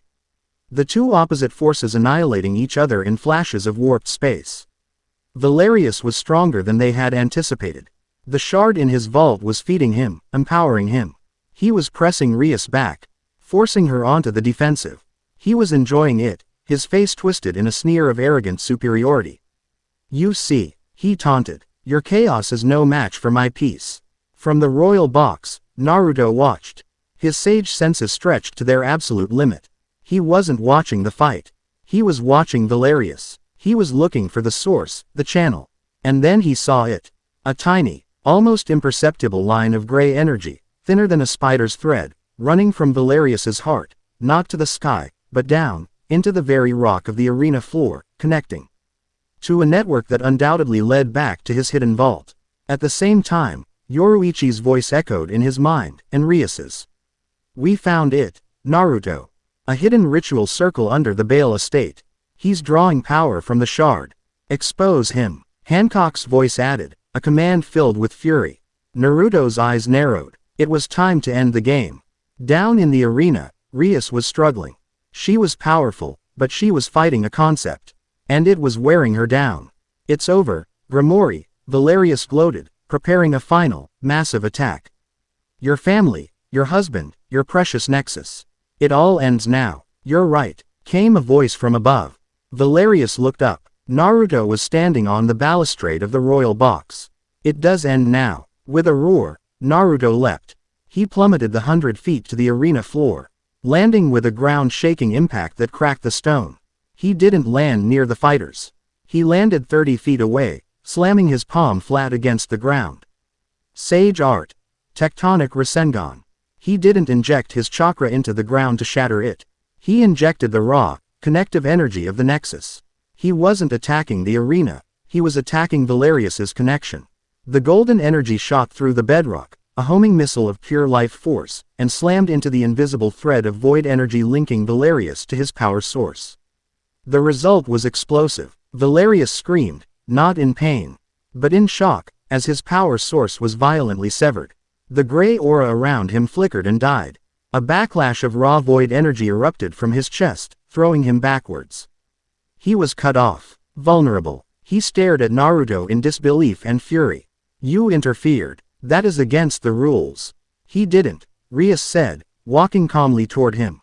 Her body was now blazing with her full, unrestrained power, a crimson sun of pure destruction. He attacked the arena floor. Anything else is just a coincidence. She stood over the fallen, depowered Duke. The entire council was in a stunned uproar. Searsex was already barking orders, dispatching his royal guard to the Bale estate. Valerius, cornered and exposed, made one last, desperate move. He slammed his hands together. A complex series of seals flashing between them. If I am to be silenced, I will take you all with me. I trigger the sundering. A massive, purple ritual circle erupted on the arena floor, its light so bright it was blinding. The entire Colosseum began to shake. The fabric of reality groaned. He was trying to brute force the ritual, to tear the underworld from the Nexus right then and there. Not today, Naruto growled. The family moved as one. Erza, on it. Erza was already in the air, reequipping into her adamantine shield. She slammed it down over the epicenter of the ritual circle, the holy metal groaning but holding against the catastrophic energies. Hancock. The pirate empress landed gracefully beside the circle, her eyes blazing gold. She unleashed a focused wave of Emperor's hockey at the dozens of panicked guards and nobles who were being drawn into the ritual's vortex. They all collapsed, unconscious, their demonic energy no longer feeding the spell. Yoruichi. A black and gold flash of Shunko. Yoruichi appeared at the edge of the circle, her hands a blur as she targeted and destroyed the key relay runes with precise lightning strikes, causing the entire construct to flicker and destabilize. Valerius stared in horror as his final gambit was dismantled in seconds by their perfect, practiced teamwork. He looked up and saw Naruto and Rias standing before him, side by side. Their powers intertwining. Naruto was wreathed in the golden flame of the Nexus, Rias in the crimson power of destruction. You wanted to see the power of the Nexus? Rias asked, her voice soft and deadly. You wanted to see what happens when our family is threatened. Here it is, Naruto finished. They raised their hands together, and unleashed a combined blast of gold and crimson. A torrent of creation and destruction fused into a single, overwhelming wave of absolute power. It slammed into Valerius, and the last thing the traitor saw was the unified might of the family he had tried so hard to tear apart. The blast consumed him, and when the light faded, nothing was left. The shaking stopped. The ritual died. Silence reigned in the ruined arena. The assembled nobles stared, their faces a mixture of terror and awe. They had just witnessed a failed insurrection, a blasphemous ritual, and the absolute, undeniable power of the Nexus Sovereign and his queen. The isolationist front was not just defeated. It was annihilated, its ideology exposed as a traitor's lie. Naruto walked over to Rias, who was breathing heavily, the adrenaline fading. He wrapped his arms around her. You were amazing. She leaned against him, a tired but triumphant smile on her face. Never insult a Grimoire in her own home. They had won. But as the cheers of the loyalists began to slowly fill the silence, Naruto looked up at the crimson sky of the underworld and felt a chill. They had cut off another of the Unraveler's fingers. But the hand was still out there. And it was getting closer. Chapter 3 End. Chapter 4. The God Queen's Tears. The victory in the underworld was decisive, a clean, sharp cut that cauterized a festering wound. Valerius's treachery, exposed so spectacularly, had shattered the isolationist front. The fear he had cultivated was replaced by a new, more immediate fear of the Unraveler and a grudging, profound respect for the family that had stood against it. Alliances were solidified. Searsex, his authority reinforced, pledged the full support of the underworld's intelligence network to Yoruichi. The 72 pillars, humbled and terrified, offered resources, artifacts, and legions. But victory in one battle did not mean the war was won. It meant the enemy now knew the measure of their strength. They returned to a Nexus keep that felt different. The air was no longer somber, but charged with a low, humming tension, the energy of a fortress preparing for a siege. Erza drilled their small but elite personal guard, a mix of former shinobi, powerful mages, and loyal Amazons, with a relentless intensity. Rias was in constant communication with a council of multiversal leaders, sharing what they had learned about Chronos Null, trying to build a coalition against a threat that still sounded like a madman's fantasy to many. Yoruichi, aided by new demonic and spiritual technologies, expanded her sensory net, a web of keto and seals designed to detect the unique signature of the void. Naruto found himself at the center of it all, the calm eye of a rising storm. He spent his days in the training grounds, not just sparring, but pushing his abilities to their absolute limit. He worked with Rias to blend his Rasengan with her power of destruction, creating volatile spheres of energy that could both create and annihilate. He practiced with Erza, learning to fight within the confines of her various armors, their movements becoming a single, seamless dance of offense and defense. He raced Yoruichi across dimensions, honing his speed and sensory percept. Ion until he could feel a pin drop in another reality. It was during a rare moment of quiet, a week after the events in the underworld, that the next attack came. There was no alarm, no intrusion. There was only a scream. It was a cry of pure, heart-stopping anguish, and it came from Boa Hancock. Naruto was in the aviary with her, watching the sun of a distant star system set in a blaze of purple and orange. Hancock had been quiet, withdrawn, her usual imperious confidence replaced by a pensive stillness. Her hand, resting on the massive head of her serpent Salome, was trembling. "Hancock, what is it?" he had asked, his voice gentle. She didn't answer. Her eyes, fixed on the distant horizon, widened in horror. Her face went pale, a stark, terrifying white. The connection she held, the innate, spiritual bond a ruler has with her land and her people, had just screamed in agony. "My home," she choked out, her voice a shattered whisper. "Amazon Lily," and then she screamed. They were in the main command center in seconds. The others converging from every corner of the keep. Hancock was inconsolable, her regal composure utterly broken. She was trying to explain, but her words were lost in gasps of terror. Tears, something Naruto had never seen from her, streamed freely down her face. It was the raw, primal fear of a queen who could feel her kingdom dying. "Get me a visual," Rias commanded, her hands flying across a holographic console. The Grand Line, Paradise Sector, Calm Belt. A live, real-time image of Amazon Lily shimmered into existence, piped in through a network of magical observation sprites. The island itself was untouched. The lush green jungles, the unique architecture of the Kuja city, it was all there, serene and beautiful. "There's nothing wrong," Erza said, confused. "The island is fine." "No," Naruto said, his eyes fixed on the image. His sage senses, reaching across the dimensional divide, felt what Hancock was feeling. It wasn't an attack on the island. It was an attack around it. Look at the water. The calm belt, the strange, windless stretch of ocean that had always protected Amazon Lily, was no longer blue. Surrounding the island, in a perfect, ever-closing circle, was the sea itself. But it was not water. It was a flat, featureless expanse of slate gray. There were no waves, no sea foam, no reflections. It didn't move. Where the gray, water, met the normal blue of the ocean. There was no gentle transition, just a hard, definite line, like a crack in the world. Yoruichi zoomed in the image.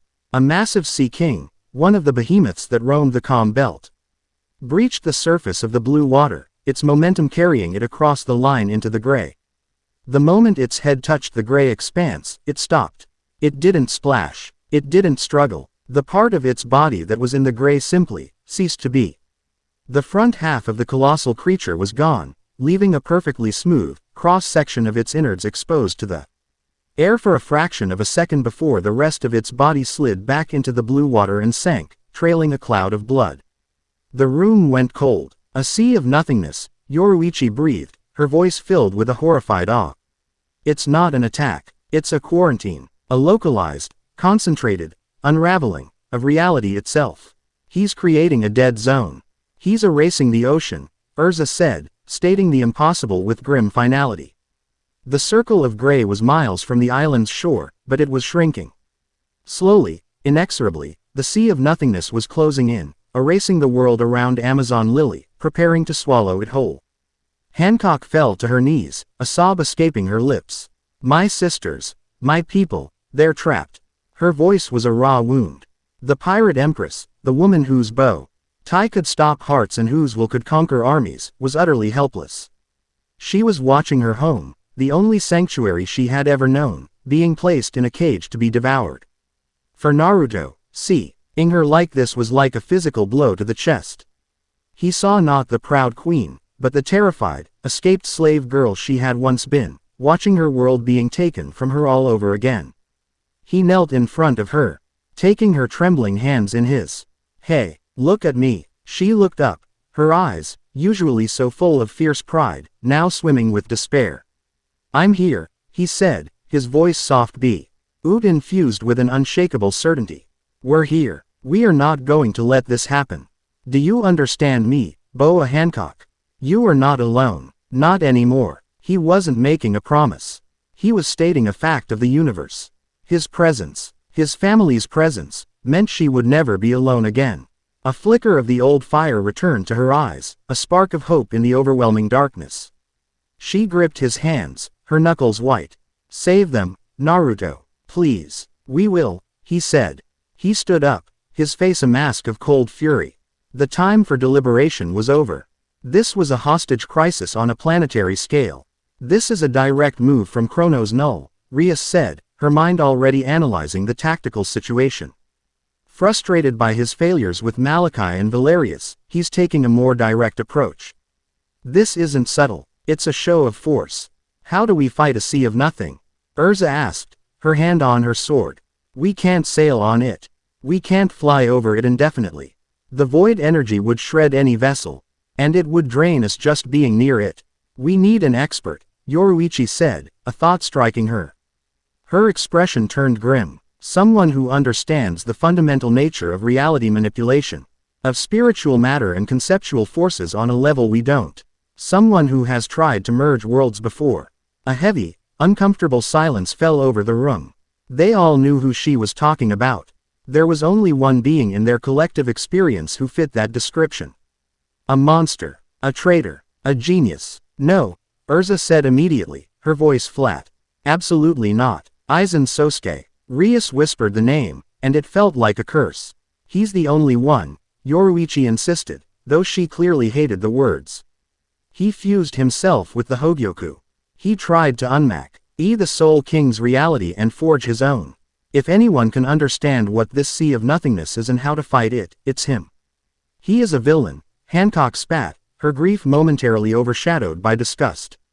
A man who would see the world burn for his own vanity. We will not seek help from such scum. Hancock is right, Erza agreed fiercely. It's a betrayal of everything we stand for. We don't make deals with monsters. Naruto was silent, his gaze fixed on the image of the shrinking circle of gray. He saw the island. He saw Hancock's face, streaked with tears. He heard her desperate plea. The choice was a horrible one. A moral crossroads. On one side was their honor, their principles, the line they had sworn never to cross. On the other was Amazon Lily. A million innocent lives. His wife's home. Family comes first, Naruto said, his voice quiet but absolute. The debate was over, always. Erza looked at him, her expression torn. Naruto, you can't be serious. Aizen, we don't have time for a moral debate, Erza. He said, his tone leaving no room for argument. Yoruichi is right. He might be the only one with a key. We don't have to like him. We don't have to trust him. We don't even have to let him out of his chair. But we have to talk to him. He looked at Hancock, his eyes softening. And we don't have another minute to waste. His decisiveness cut through the conflict. He was their leader. He had made the call. It was a bitter pill to swallow, but they would swallow it together. But Hancock shook her head, rising to her feet. The tears were gone, replaced by a terrifying, cold resolve. No. All eyes turned to her. Your plan is logical, she said, her voice regaining its regal authority, though it was brittle around the edges. But it will take too long. Negotiating with the Soul Society. Traveling to the Mukan, convincing that snake to help us, it could take days. My island doesn't have days. She looked at the shrinking circle on the screen. I am not a strategist like Rias. Or a spy like Yoruichi. I am not a knight like Erza. I am a queen, and my people are in danger. There is no choice for me to make. She turned to Naruto, her eyes pleading but firm. Take me there, now. I will not stand here and watch my home be erased while we debate diplomacy with my enemies. Naruto saw the unshakable will in her eyes. It was the same will that had made her a warlord of the sea. The same will that allowed her to command the loyalty of an entire nation of warriors. To deny her this would be to break her spirit. And he would never do that. He made the decision in a heartbeat. Splitting the difference. All right. New plan. Yoruichi, you go. Talk to Kiraku. Tell him it's a code black threat to the entire multiverse. Get us access to Aizen.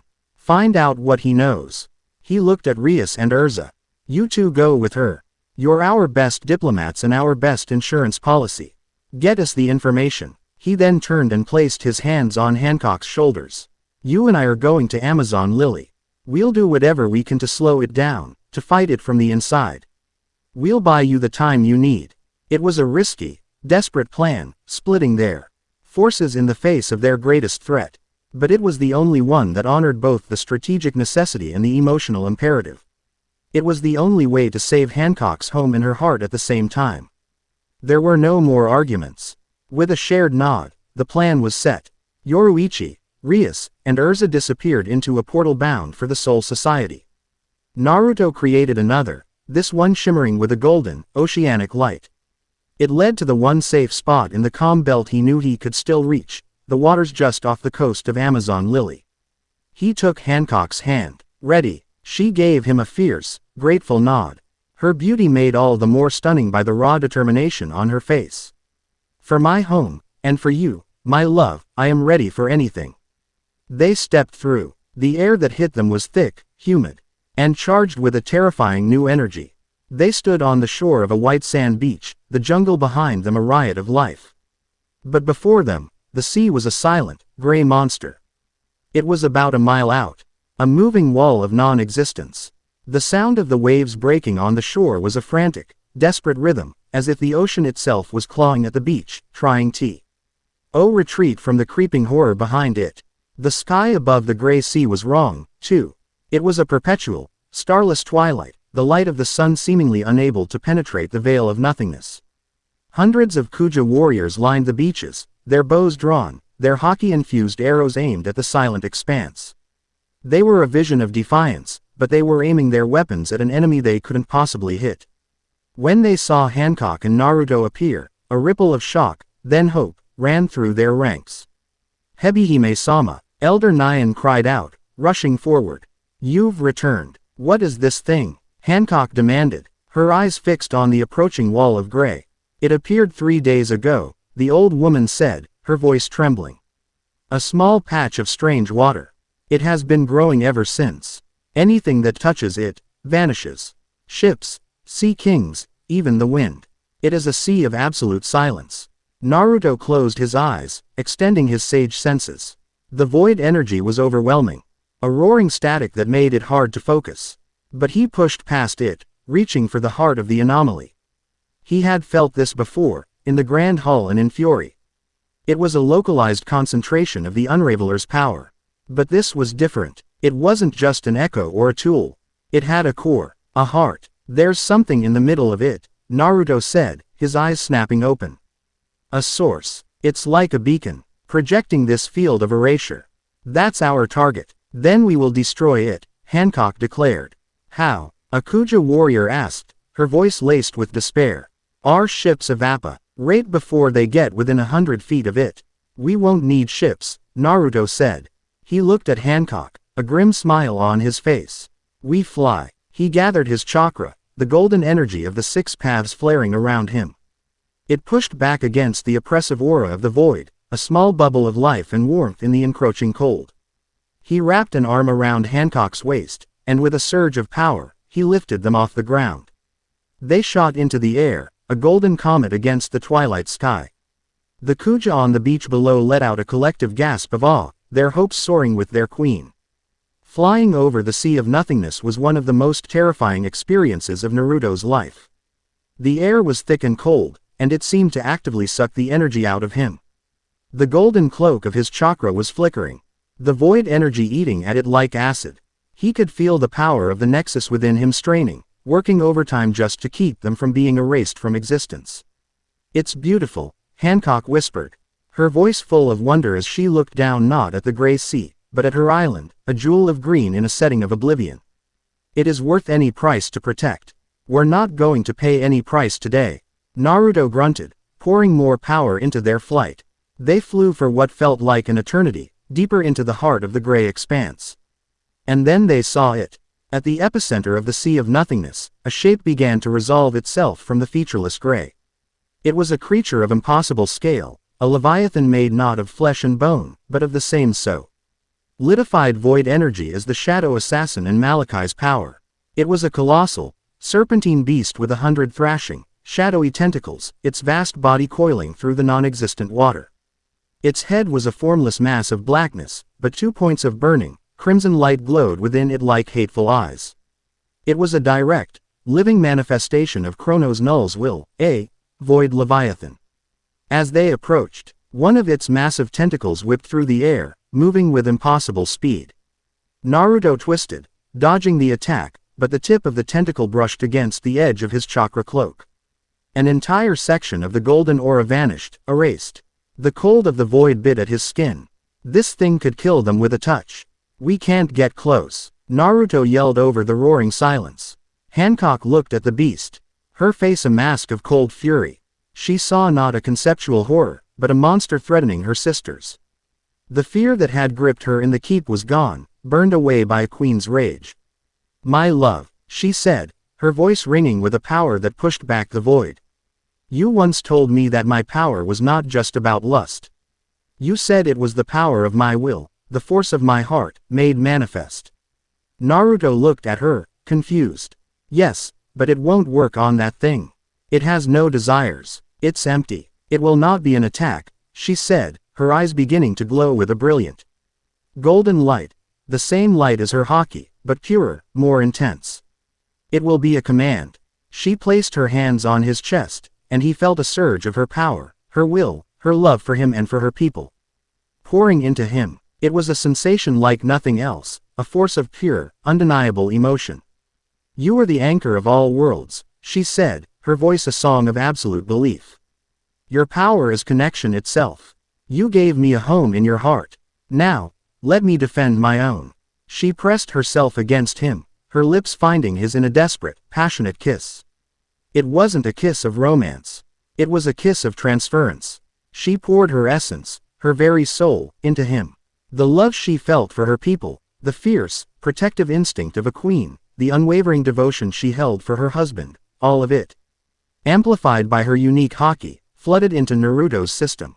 His golden chakra cloak exploded outwards, infused with her brilliant, kingly will. "Get ready," she whispered against his lips. The Leviathan struck again, a dozen tentacles converging on them at once.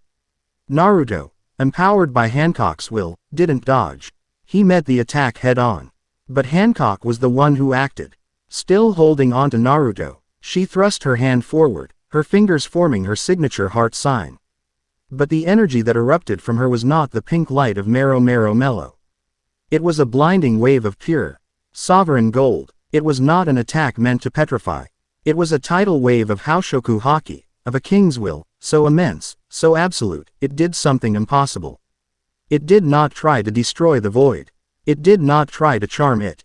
It defined it. The wave of golden will slammed into the void Leviathan. The creature of pure nothingness, a being of concept, was suddenly and violently subjected to the absolute, undeniable concept of existence. The golden haki forcibly imposed the rules of reality onto the creature. The Leviathan let out a silent, agonized scream. Its shadowy, intangible form began to solidify. The formless blackness gained texture, becoming like rough, obsidian scales. The crimson lights in its head resolved into furious, physical eyes. The creature of nothing had been given form. It had been made real. And if it was real, it could be hurt. Naruto, now, Hancock screamed, the effort of her attack causing a trickle of blood to run from her nose. Naruto didn't need to be told twice. The creature was vulnerable, but only for a moment. He released Hancock, letting her float in a bubble of his chakra, and shot towards the now physical beast. His body blazed, entering his six paths sage mode, fused with the power of the Nexus and now supercharged by Hancock's indomitable will. Two massive arms of golden chakra formed behind him, creating a recentricon of staggering proportions. A spinning star of destructive, connective energy. He pulled his arm back, the spinning blade of energy screaming as it tore at the fabric of space. And then, for the first time, a voice spoke. Not to his ears, but directly into the center of his soul. It was a voice of absolute calm, of cosmic indifference, a voice like the heat death of the universe-given sound. The symphony of chaos must end. The voice was a physical weight, a pressure of pure despair that threatened to crush his spirit. All this struggle, all this pain, all for a fleeting, meaningless existence. It is a flaw in the design. Quote, Naruto gritted his teeth, fighting against the crushing weight of the voice's nihilism. He thought of Hancock's desperate tears, of Rias's fierce pride, of Erza's unshakable loyalty. Of Yoruichi's mischievous grin. He thought of his friends, his village, of every bond he had ever forged. Our story isn't meaningless, he roared, not with his voice, but with his soul. I am Chronos Null, the Unraveler. The voice was not just in his head. It was the Leviathan. It was the sea. It was the very concept of the erasure he was fighting. And I will bring you all peace. We don't want your peace. Naruto bellowed, and through the recentricon. The massive spinning star of golden energy, infused with the will of a queen and the power of the Nexus, flew across the gray expanse and slammed into the center of the void Leviathan's chest. The impact was not an explosion. It was an apotheosis. A column of pure, white gold light erupted from the point of impact, shooting up into the twilight sky and punching a hole straight through to the real sun above. The light wasn't destructive, it was creative. It was the force of a billion trillion connections, of love and hope and struggle. All focused into a single point and unleashed upon a being of absolute solitude. The void Leviathan didn't just die. It was overwhelmed, unridden, and replaced. The golden light spread outwards. And as it passed, the gray, featureless sea began to transform. It boiled, churned, and then, with a great, cosmic sigh, it turned back into water. Blue, living, wave-crested water. The unnatural twilight shattered, and the warm sun of the Grand Line poured back into the world.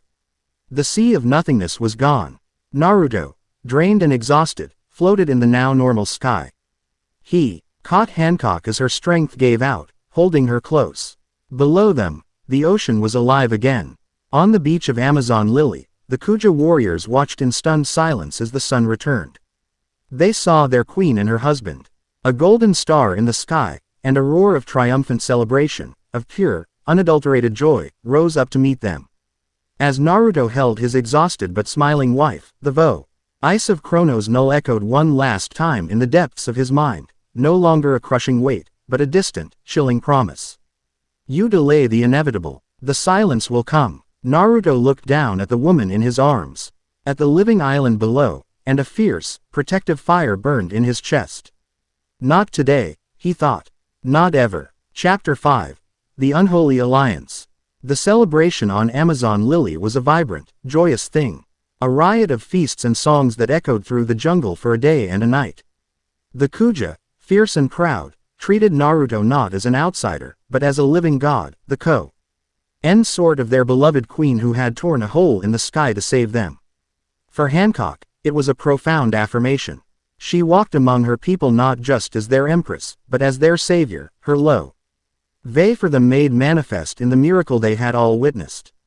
But for Naruto, the victory was a chilling one. He could still feel the voice of Chronos Null in his mind, a cold stain on his soul. It was no longer a faceless, silent threat. It had a voice, a philosophy. It wasn't a monster seeking destruction. It was a cosmic entity convinced of its own righteousness, pursuing a goal it genuinely believed was peace. That, he knew, was infinitely more dangerous. He had held the line, but at a tremendous cost. Pouring that much Nexus energy, amplified by Hancock's own life force, had left them both deeply drained. It was a strategy of last resort, a desperate gambit that had paid off. They couldn't afford another fight like that. They were outmatched, out-resourced, and fighting an enemy whose very nature was beyond their comprehension. They were trying to punch a concept. The logic was inescapable, and as bitter as poison. They needed a new weapon. They needed knowledge that was not in any of their libraries. They needed an expert in the unthinkable. They needed Aizen Sosuke. When Rias, Erza, and Yoruichi returned to the Nexus Keep, their expressions were a mixture of relief at seeing Hancock safe and grim determination. They had succeeded. After a tense, lengthy negotiation with a deeply unnerved Captain Commander Shunsui Kiraku, who had been made aware of the multiversal stakes. They had been granted what they asked for. Not a release, not a pardon, an audience. He knows we're coming, Yoruichi reported as the five of them gathered in the now familiar war room. The hollow, graphic map of the multiverse swirled between them, the sphere representing Hancock's world now glowing a stable, healthy blue. Kiraku said that as soon as he opened the channel to the Central 46 to even discuss our request. Aizen started laughing. He's been waiting. Of course he has, Rias murmured, her arms crossed. A crisis of this magnitude, a threat to the very fabric of existence, it's the only stage grand enough for his ego. He must feel like the world has finally written a play worthy of his talents.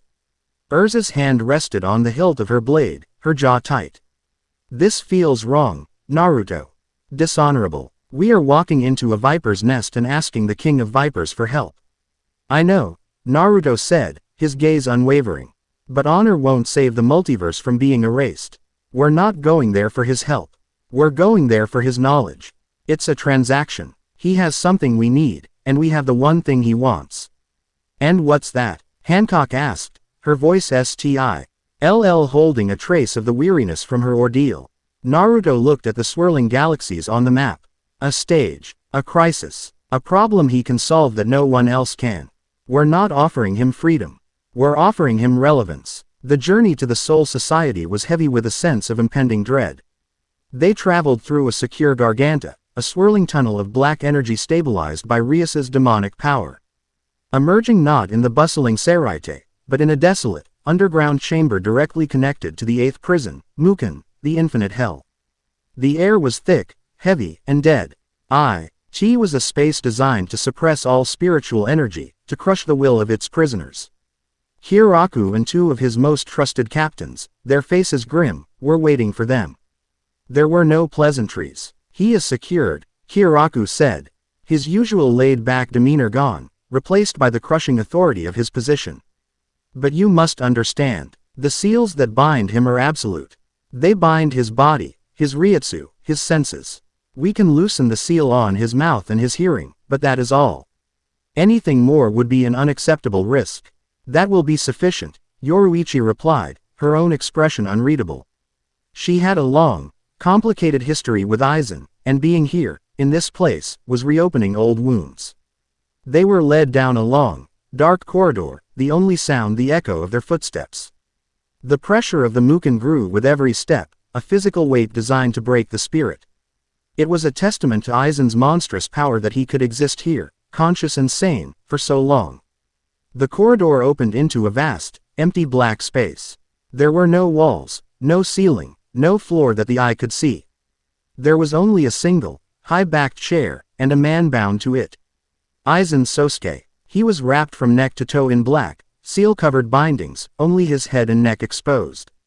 His eyes were covered by a thick black bar, his mouth by another. Even in this state, utterly helpless and immobile, the sheer force of his presence was overwhelming. He radiated an aura of supreme, unshakable confidence, of an intellect so vast and arrogant it considered the very concept of imprisonment a temporary inconvenience. As they approached, Kiraku made a quiet gesture. The seal over Aizen's mouth and ears dissolved with a faint hiss. For a long moment, there was only silence. Aizen didn't speak. He simply sat there, the faint, knowing smile on his lips the most terrifying thing in the room. He was listening, tasting the air, analyzing their ryutsu, their magical signatures, their very presence. He was dissecting them. So, Aizen's voice finally broke the silence. It was smooth, cultured, and dripping with an amused condescension that grated on the nerves. The saviors of reality. The Nexus King and his coterie of powerful, emotionally compromised queens. To what do I owe the pleasure? Has the Soul King's flawed creation finally started to unravel on its own? The insult was deliberate, a casual flick of the wrist designed to provoke, to put them on the defensive. Naruto stepped forward, ignoring the bait. We don't have time for your games, Aizen. We have an enemy, a being called Chronos Null, the Unraveler. It's erasing realities. Aizen's smile widened. Chronos Null. A rather dramatic name. And what, precisely, do you expect from me? A word of encouragement. I am, as you can see, somewhat indisposed. We expect you to know what it is, Yoruichi cut in, her voice sharp. Your research into the nature of the Soul King, your attempts to create the Okayan. You delved deeper into the conceptual foundations of this universe than anyone. This creature's power works on that level. It erases things from existence. You must have encountered a theory, a text, a whisper of something like it. Aizen tilted his head, a gesture of mock consideration. And why should I share such valuable knowledge? You have me bound in the dark for what you perceive as crimes. Yet you come to me when a true crisis emerges. The irony is delicious. This was the crux of it. The negotiation. Rias stepped forward, her expression cool and calculating. What is it you want, Aizen? A reduction of your sentence. It's not in our power to grant. Freedom. Erza scoffed. You'll never be free. Aizen let out a soft chuckle. Freedom. My dear, brutish knight, my mind has never been imprisoned. And sentences are for lesser beings. No, I don't want what you think I want. He paused, letting the tension build. I want to see it. See what? Naruto asked. This Chronos Null, Aizen replied, his voice taking on a note of genuine, intellectual curiosity. I have spent my entire existence seeking to evolve beyond the limits of this stagnant world, to touch the face of God and tear off its mask. I failed. But this creature, this Unraveler, it sounds as if it has succeeded where I did not. It is operating on a level of reality I was only just beginning to perceive. To be this close to such a being and not be able to witness its work, to analyze its methods, it is the only true hell you could have devised for me. He was offering his terms. You want a front row seat to the apocalypse. Naruto surmised. I want to study my replacement, Aizen corrected. Let me see what you see. Give me access to your data, your sensory logs, your memories of the encounters. Let me observe the enemy through your eyes. In exchange, I will tell you everything I know. It was an unnerving, intimate request. To let this monster into their heads, to give him access to our most private thoughts and experiences related to the battles, it was a profound violation. Naruto exchanged a look with his wives. He saw the revulsion in Erza's face, the cold calculation in Rias's, the wary analysis in Yoruichi's. The pure hatred in Hancock's. But he also saw the understanding. It was a price they had to pay. You'll be supervised, Yoruichi stated, her voice like ice. I'll create a psychic link. Firewalled and monitored. You'll see only what we allow you to see. One wrong move, one attempt to access anything else, and I will personally collapse your mind into a singularity. Aizen's smile was his only reply. He had won. Yoruichi stepped forward, placing her fingertips on Aizen's temples. She closed her eyes, and a faint, golden filigree of Keto energy spread over his head, connecting him to her. Then, one by one, Naruto, Rias, Erza, and Hancock placed a hand on Yoruichi, creating a chain. They shared everything. The formless shadow in the grand hall. The feeling of its touch. Malachi's borrowed power of erasure. The sea of nothingness. The overwhelming presence of the void Leviathan. The chilling, cosmic voice of Chronos Null. Aizen was silent throughout the entire process. He didn't mock. He didn't gloat. He was a pure intellect, absorbing, processing, and analyzing the data with a speed and clarity that was terrifying. He was like a master pathologist examining a new, fascinating disease. When it was over, Yoruichi severed the link, stumbling back, breathing heavily from the strain of keeping Aizen's consciousness contained. A long, heavy silence filled the void of the Mukan. Aizen sat motionless, his head bowed as if in deep thought.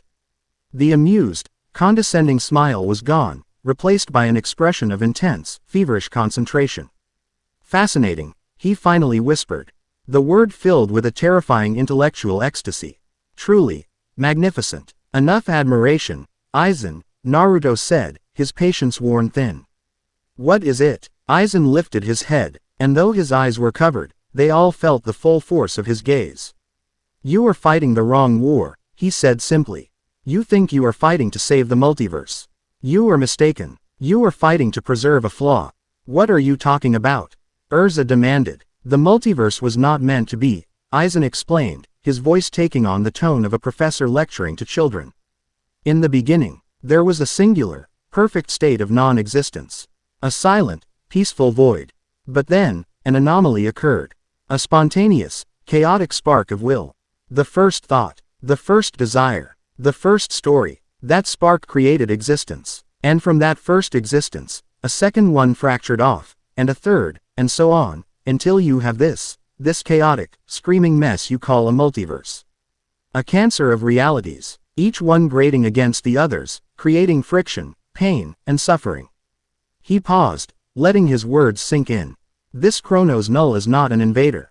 It is a correction. It is the original state of non-existence, a primordial consciousness that has awakened to the pain of the multiverse. It is not destroying reality. It is healing it, guiding it back to the perfect, silent peace it was meant to be. It is an immune system, and you, Naruto Uzumaki, with your talk of bonds and connections, you are the disease. The revelation was a hammer blow, recontextualizing everything. They weren't fighting a villain. They were fighting a cosmic principle. An argument of existence versus non-existence. So how do we stop it? Naruto asked, cutting through the philosophical horror. You cannot destroy a concept with force, Aizen stated. As you have already discovered, the Leviathan you fought was merely a symptom, a localized manifestation of its will. You cured the symptom, but the disease remains, and it is growing stronger. Stronger how? Rias pressed. It feeds, Aizen said, a genuine, almost imperceptible note of admiration in his voice. Every connection it severs, every reality it isolates and erases, it doesn't just destroy the energy. It absorbs it. It converts the chaotic energy of existence back into the pure, silent energy of the void. Each victory makes it more powerful. Its influence spreading. Valerius, Malachi, they were not just agents. They were feeding tubes. A cold dread settled in Naruto's stomach. Where is it going? What's its endgame? Aizen's lips curved into a true, predatory smile. He had saved the most important piece for last. It is moving towards the heart. The source of the original flaw.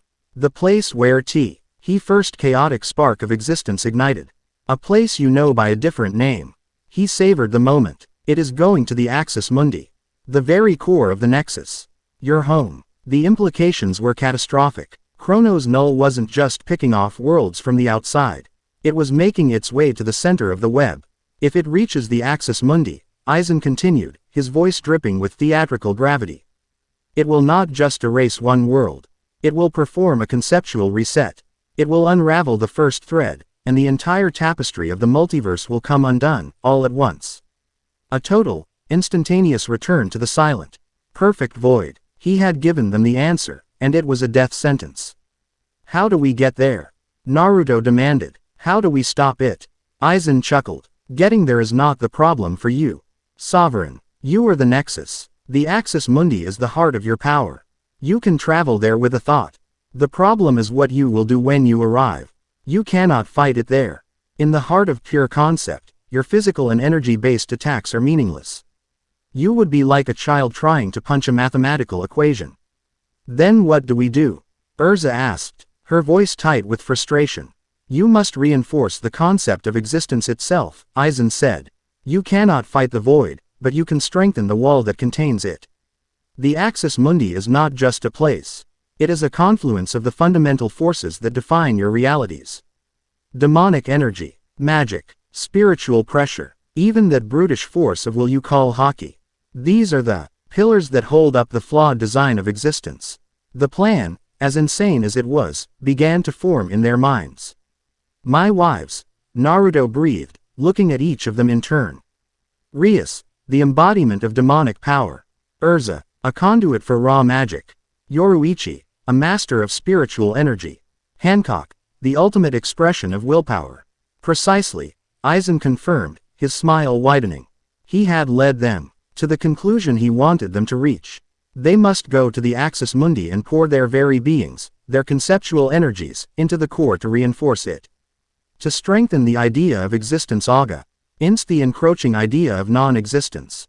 And what about you? Yoruichi asked, her eyes narrowed with suspicion. What is your role in this grand plan? Ah, yes, my price, Aizen said smoothly. Your queens are powerful, but they are amateurs in the realm of conceptual manipulation. They would be like trying to perform surgery with sledgehammers. They need a conductor, someone who understands the delicate art of weaving these energies together without causing them to catastrophically cancel each other out. They need me. He finally stated his true desire. Not just to watch, to participate. You want us to release you. Kiraku stated, his hand moving to the hilt of his Zanpakuto. A temporary, supervised release, of course, Aizen said, the picture of reasonableness. Take me with you to the Axis Mundi.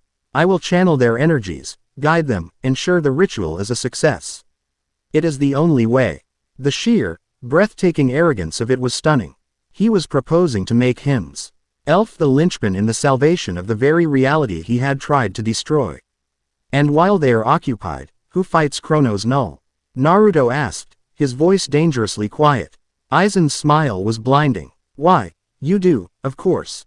Naruto Uzumaki. While your queens and I desperately try to keep reality from imploding, you, the Nexus Sovereign, will be the sole combatant standing between the Unraveler and the heart of all creation. It is the role you were born to play. He had laid it all out. A plan that was equal parts brilliant, insane, and suicidal. A plan that required them to place their trust, their lives, and the fate of every world in the hands of their most hated enemy. It was an impossible choice. But as Naruto looked at the faces of his family, at the determination burning in their eyes, he knew it was the only choice they had. He turned to Kiraku. Release him. The captain commander looked at him, his expression one of profound disbelief and dread. But he saw the resolve in Naruto's eyes, the weight of 1,000 worlds on his shoulders. With a heavy sigh, he nodded. The chapter ended on the deeply unsettling image of Aizen Sosuke, his bonds beginning to dissolve in a shimmer of light, a look of triumphant, terrifying purpose on his face. He was no longer a prisoner. He was a player in the final game. Chapter 5 End. Chapter 6. Heart of the Nexus. The journey back from the Mukan was a silent, suffocating affair. They traveled with a new, unwelcome passenger. Aizen Sosuke, now freed from his chair but still bound by a series of Kiraku's most potent seals, stood among them. A black hole of smug satisfaction in their midst. His Ryutsu was suppressed to the level of a sleeping child, his hands bound in keto-laced shackles, but his power was not in his fists. It was in his mind, his presence, and the horrifying fact that their survival now depended on him. They returned to a Nexus keep that felt like a tomb. The vibrant energy of their home was gone, replaced by the grim atmosphere of a final staging ground. The plan, as Aizen had so arrogantly laid it out, was their only path forward. It was a desperate, one-way charge into the heart of reality, a final stand against a god of nothingness. With a devil as their guide, Yoruichi, true to her word, had placed Aizen under her personal guard. She led him not to a cell, but to the center of the grand hall, seating him on a simple, unadorned chair. She then proceeded to surround him with a three-dimensional, interlocking web of the most powerful sealing keto she knew, a golden cage of her own design. Aizen watched the process with the detached amusement of a collector admiring a well-made, but ultimately quaint, piece of art. He was their prisoner, their ally, and their greatest liability, all at once. He is contained, Yoruichi announced to the others, though her eyes never left Aizen. He can't move, he can't use keto, and I've woven a sensory deprivation field into the bars. He is blind and deaf to us until we allow him to be otherwise. We can speak freely. The four of them retreated to the war room, leaving the caged monster to his silent thoughts. The mood was heavy, the weight of their imminent task pressing down on them. The final battle was no longer an abstract concept, it was a concrete destination. The Axis Mundi. The plan is insane, Erza stated flatly, pacing the room like a caged lioness. We're trusting everything to him. How do we know he won't betray us? The moment he has our power in his hands, what's to stop him from using it for his own ends? He won't, Rias said, her voice quiet but firm. She stood before the holographic map, her gaze fixed on the swirling core that represented the Axis Mundi. Aizen is the personification of vanity. He would never allow reality to be erased by another's hand. He sees Chronos Null not as an ally, but as a rival. Defeating it, using us as his instruments, would be his ultimate victory, proving he is the only one intel. Ligent enough to save the creation he once sought to rule. She's right, Naruto agreed, his voice heavy. He felt drained, not just from their recent battles, but from the sheer emotional exhaustion of their situation. Aizen's ego is the most reliable thing about him. He'll do his part. He sank into a chair, running a hand through his hair. The real question is, can we do ours? That was the heart of it. The plan wasn't just a military strategy, it was an act of absolute, terrifying trust. Rias, Erza, Yoruichi, and Hancock would have to pour the very essence of their beings into the Nexus core. Leaving themselves utterly vulnerable, Aizen would be their shield and their conductor. And Naruto would be alone, facing a cosmic entity on a battlefield of pure concept. The weight of it all was crushing. The fear of failure, the fear of loss, was a cold, physical presence in the room. They had always fought together, a unified front. Now, they were being asked to split into two groups, each facing a different kind of oblivion. Seeing the tension coiling in the room, Naruto stood up. Enough, he said, his voice cutting through the gloom. We have the plan. We have the enemy. Sitting here and worrying won't change anything. He looked at each of them, his gaze soft but firm. The sun of a nearby reality is about to set. We have a few hours left. We're not going to spend them in here. Go. Do what you need to do. Settle your hearts. We face this at dawn. It was a dismissal, but it was also an act of grace. He was giving them a moment to breathe, a final calm before the storm. One by one, they nodded and left, each retreating to a place that held meaning for them, leaving Naruto alone in the silent war room.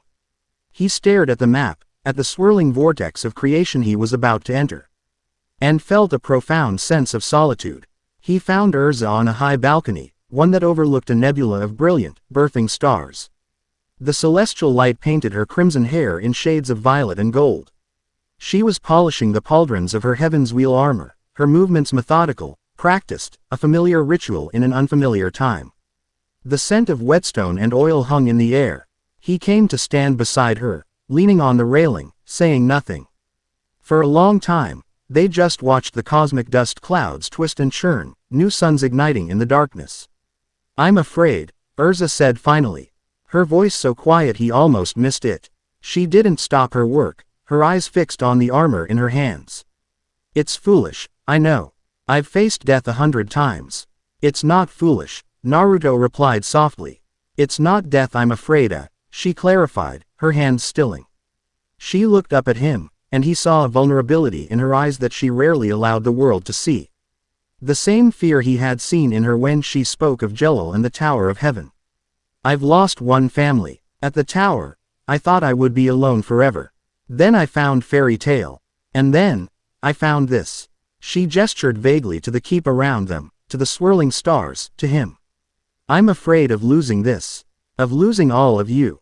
Of being left alone again, in the silence that thing wants. Naruto's heart ached for her. He knew that wound, the fear of being alone. It had been the defining fear of his own childhood. He didn't offer empty platitudes or reassurances. He simply spoke the truth. He reached out and took the pauldron from her hands, setting it aside. He took her hands, calloused from a lifetime of wielding a sword, in his own. Then we'll just have to win, won't we? He said, a small, sad smile on his face. He squeezed her hands. Erza, look at me. When this is over, we're going to have the biggest feast this keep has ever seen. We'll invite everyone, your friends from Fairy Tail, my friends from Konoha. We're going to build a future, not just keep defending the past. That's a promise. She looked into his eyes, into the unwavering ocean of his conviction, and saw he believed it with every fiber of his being. A single tear traced a path down her cheek. She didn't wipe it away.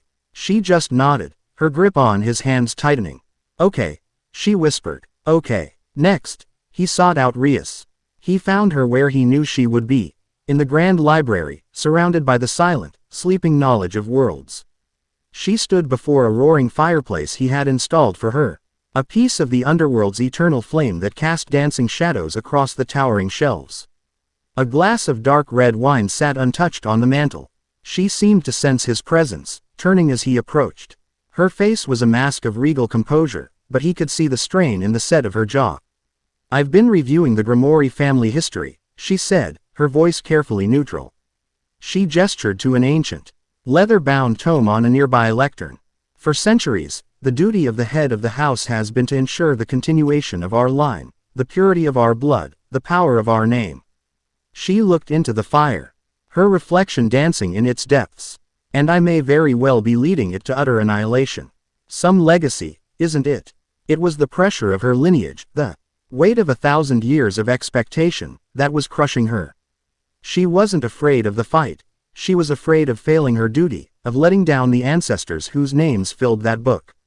Naruto came to stand behind her, wrapping his arms around her waist and resting his chin on her shoulder.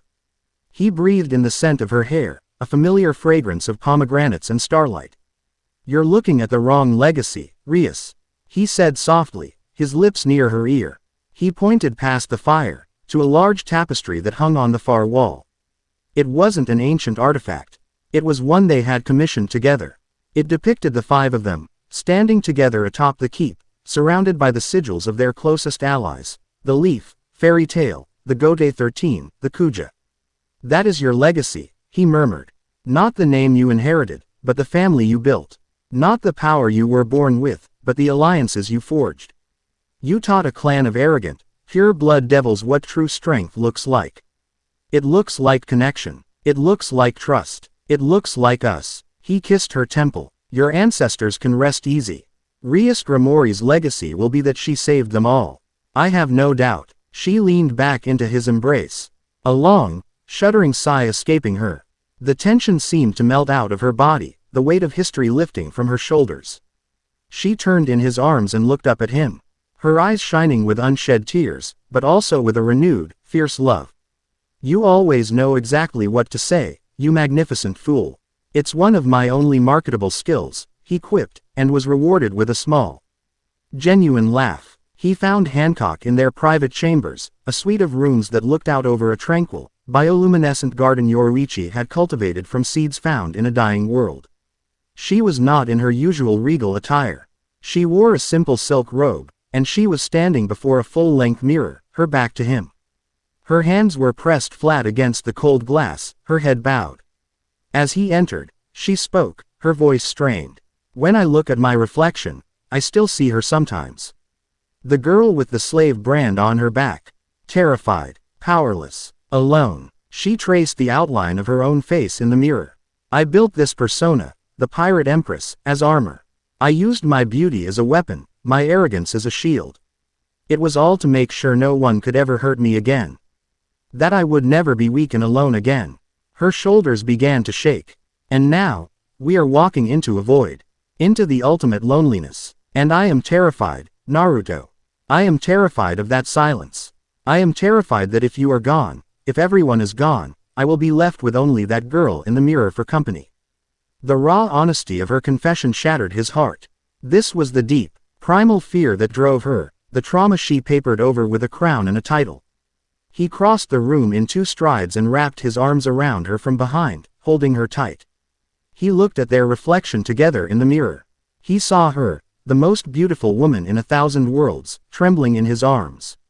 And he saw himself, the goofy ninja who had stumbled into a destiny he never asked for. Then it's a good thing I'm not going anywhere, he whispered, his voice thick with emotion. He rested his cheek against her hair. Hancock, my love for you isn't conditional. I don't love you because you're strong. I don't love you because you're a queen. I love you because of the fire in your soul, the same fire that kept that little girl alive in the dark. I love you for your strength. And I love you for your fear. All of it. He turned her around to face him, his hands cupping her face, his thumbs gently wiping away her tears. You are not that girl in the mirror anymore. You are Boa Hancock of the Nexus Keep. My wife. My queen. And you will never, ever be alone again. She let out a sob, a sound of profound relief and release, and collapsed against his chest. Her arms locking around him as if he were the only solid thing in a dissolving universe. He just held her, letting her cry, offering the silent, unshakable strength of his presence until her storm of fear had passed. The last person he sought was the hardest to find, and the one he knew needed him the most. He found Yoruichi in the training grounds, the same crystalline platform where they had sparred what felt like a lifetime ago. She was not training. She was standing at the edge of the platform, staring down into the abyss of swirling galaxies, her back ramrod straight, her posture rad. Eye-adding attention so sharp it was almost a sound. She was watching Aizen, even from here. Naruto could feel her senses, a thin, taut line of spiritual pressure stretched across the keep, one end tied to her, the other to the golden cage in the grand hall. She hadn't relaxed for a second. He walked up and stood beside her, following her gaze into the cosmic void. He didn't speak. He knew words wouldn't work with Yoruichi, not now. She was a creature of action and instinct, and her instincts were screaming that they had made a pact with the devil. I failed, she said after a long silence, her voice flat and devoid of its usual playful lilt.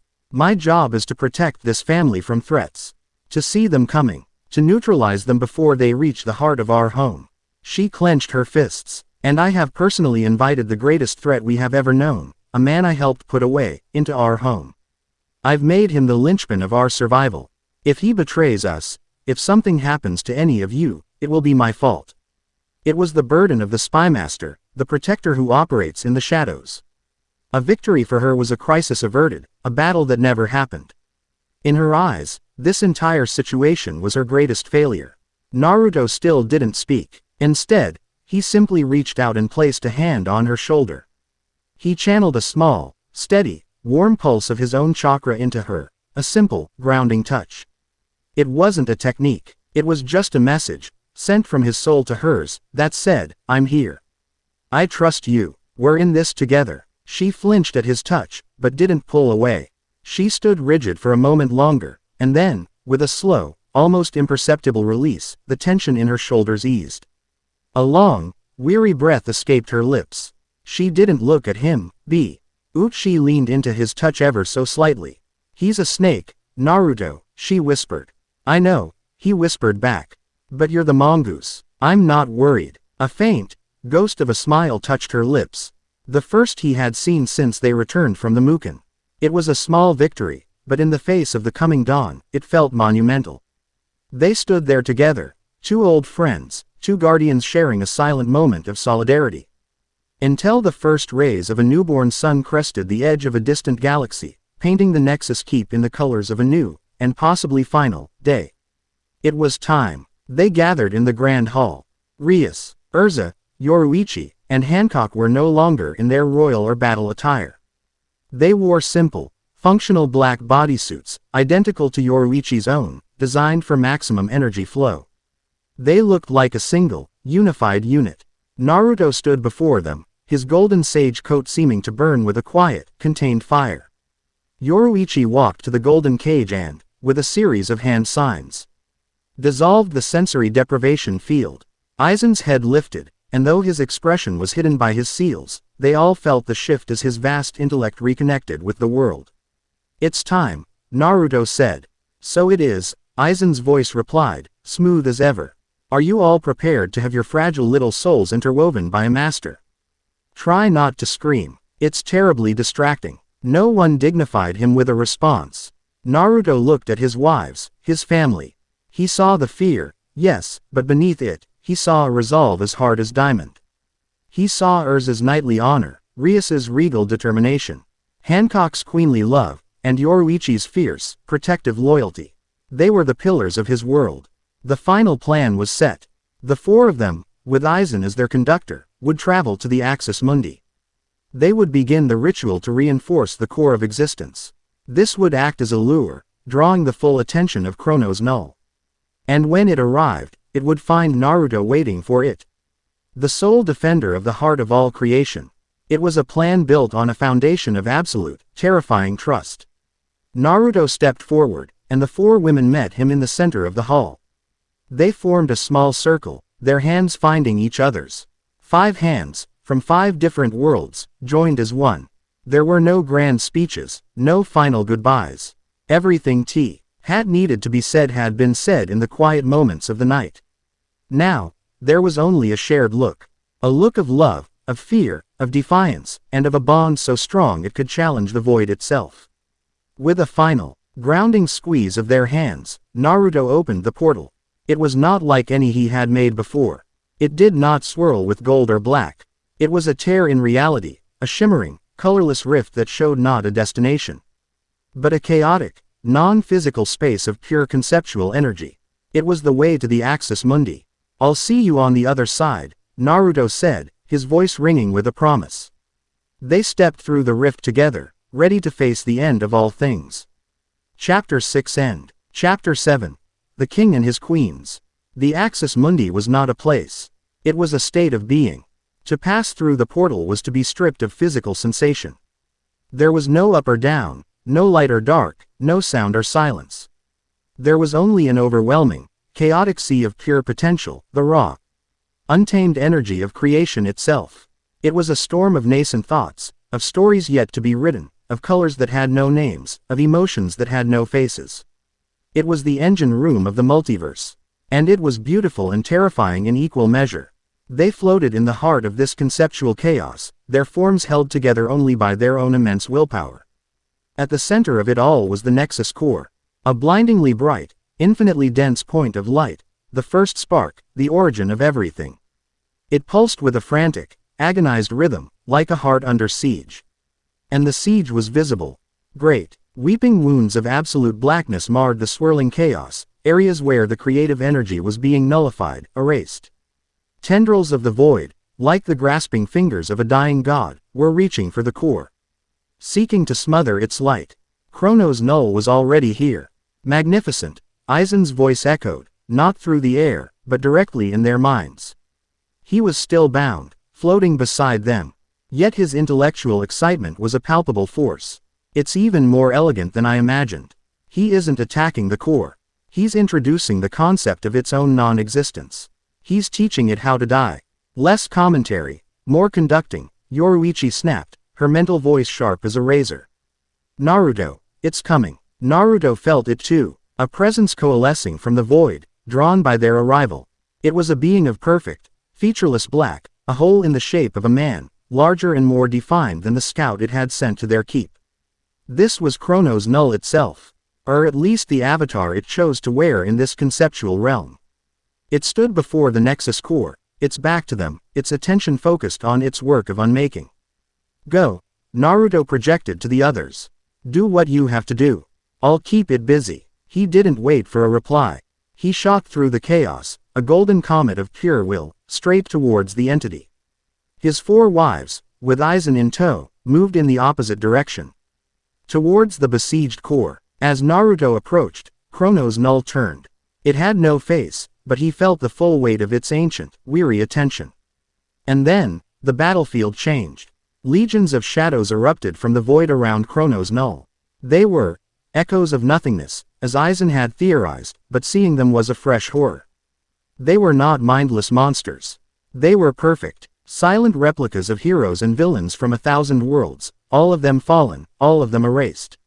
He saw a silent Itachi Uchiha, his Mangekyo Sharingan glowing with a dead light. He saw a spectral Whitebeard, his hands empty, but his presence still immense. He saw a hollow-eyed Neji, a vacant-faced Jiraiya, their forms perfect but their souls absent. They were puppets made of memory and void, weapons forged from his own attachments. Chronos Null wasn't just fighting him. It was trying to break his heart. Meanwhile, on the other side of the battlefield, the queens prepared for their own stand. They formed a circle around the pulsing Nexus Core, with Aizen floating in the center. The conceptual resonance is unstable, Aizen's voice lectured in their minds. Pori, ing your raw power indirectly would be like trying to douse a fire with a tidal wave. You'll extinguish it. I will act as a focus, a lens. You will channel your essence through me. Do not fight my influence. Allow me to guide your energies. Understood. There was a collective, grudging mental assent. Very well, Aizen said, a hint of glee in his tone. Let the symphony begin. Erza was the first. She closed her eyes, and let go. It wasn't a requip, it was a conceptual release. The idea of armor, of knighthood, of steel, and protection, flooded from her. The very essence of her magic, a force that could call upon 1,000 blades and 100 defenses, flowed from her in a torrent of pure, silver energy. It shot into Aizen, who grunted, his form flickering as he absorbed the raw, structured power. Next was Yoruichi. She released her hold on her spirit, on the concept of speed, Ryutsu, Kido, and assassin. A current of volatile, electric gold energy, the very soul of the Soul Society's power, surged from her. It was the power of the soul, refined and weaponized. Aizen absorbed it, his own suppressed Ryutsu resonating with the influx. Hancock followed. She opened her heart and unleashed the unbridled force of her will. It was the concept of the king, of dominion, of love, and beauty. A wave of brilliant, sovereign gold, the same haki that had given the void Leviathan form, poured from her. It was the power of the individual, the assertion of self against the universe. Finally, Rias, she let loose the power of her bloodline, the essence of the underworld. The concept of destruction, but also of nobility, of family, and creation's end. A tide of swirling crimson and black, the power to unmake, flowed from her. It was the counterbalance, the necessary end to all things. The four streams of immense, conceptual power, silver, gold, sovereign, and crimson, slammed into Aizen. The seals binding him flared, sizzled, and then shattered, unable to contain the sheer cosmic force being channeled through him. He was free. For a terrifying second, the four women felt a spike of absolute panic. They were helpless, their power in the hands of their greatest enemy. But Aizen did not turn on them. He let out a breathless, ecstatic laugh. His body blazed with the combined energies, his eyes, now visible, glowing with an insane, godlike power. He was reveling in it, drunk on a force greater than any he had ever wielded. His ego, as Naruto had predicted, had won. He would not be upstaged by a void. Behold, his voice boomed in their minds. He stretched out his hands, and with the finesse of a master weaver, he took the four disparate, chaotic energies and began to braid them together. He blended Erza's structure with Yoruichi's speed, Hancock's will with Rias's destruction.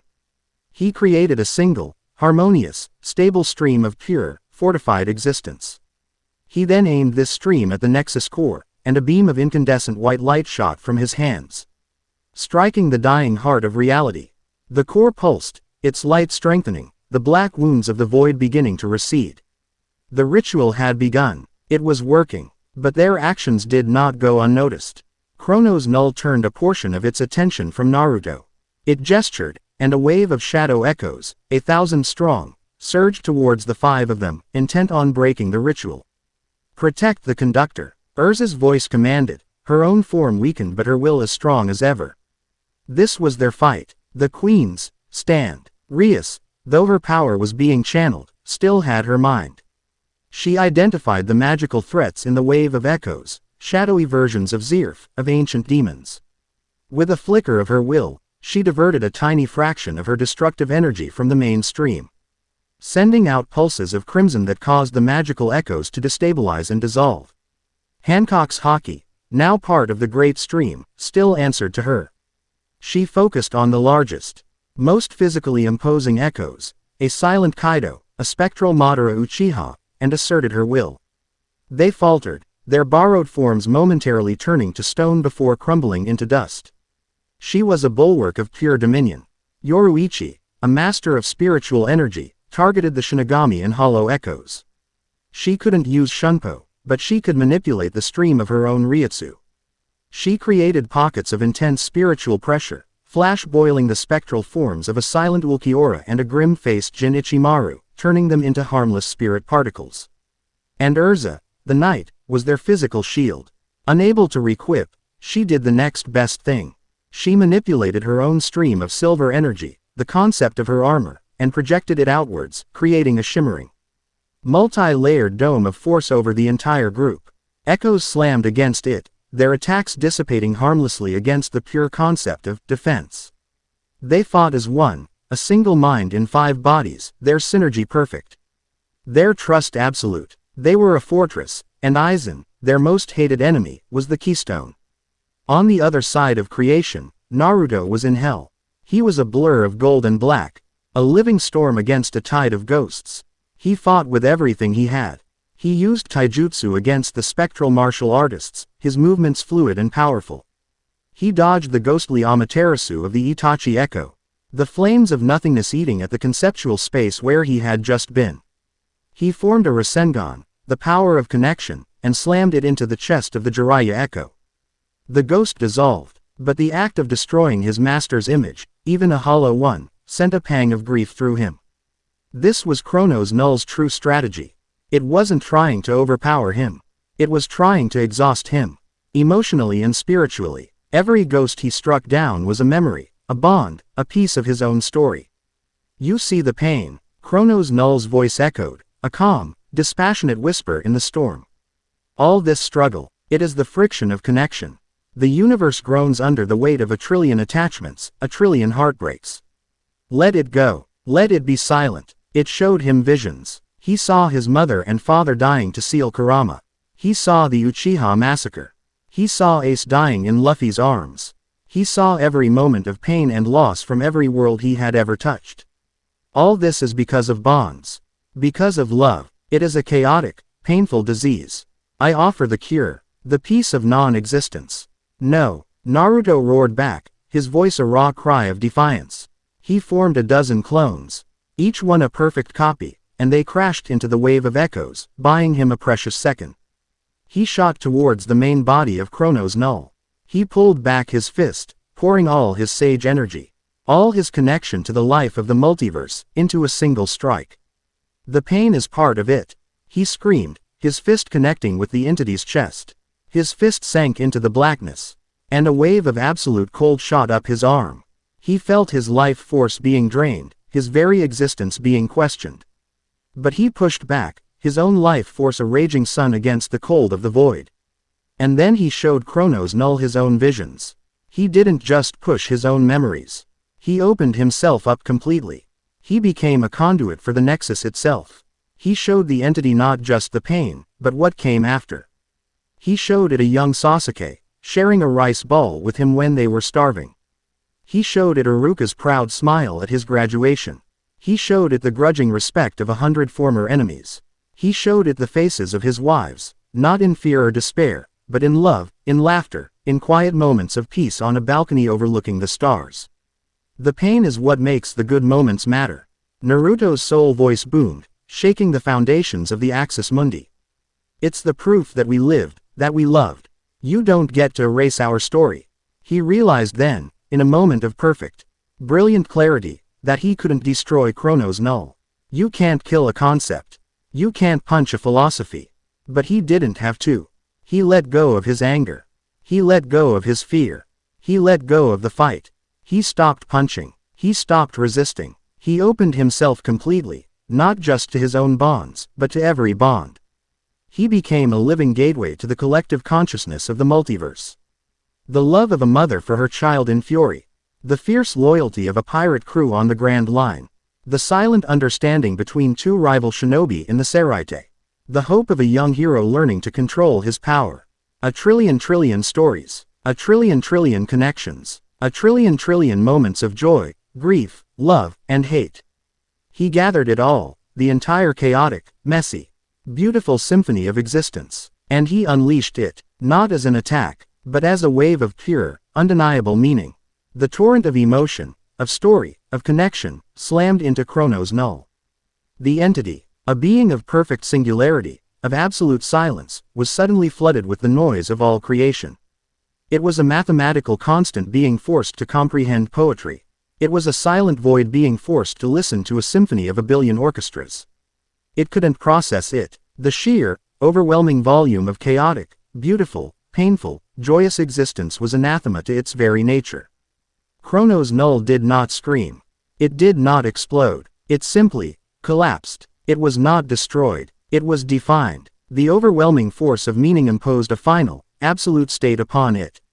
The featureless blackness crystallized, folded in on itself, and solidified into a single, scar-like object, a diamond of pure, dormant nothingness that fell away into the depths of the chaos, forever contained by the meaning it could not comprehend.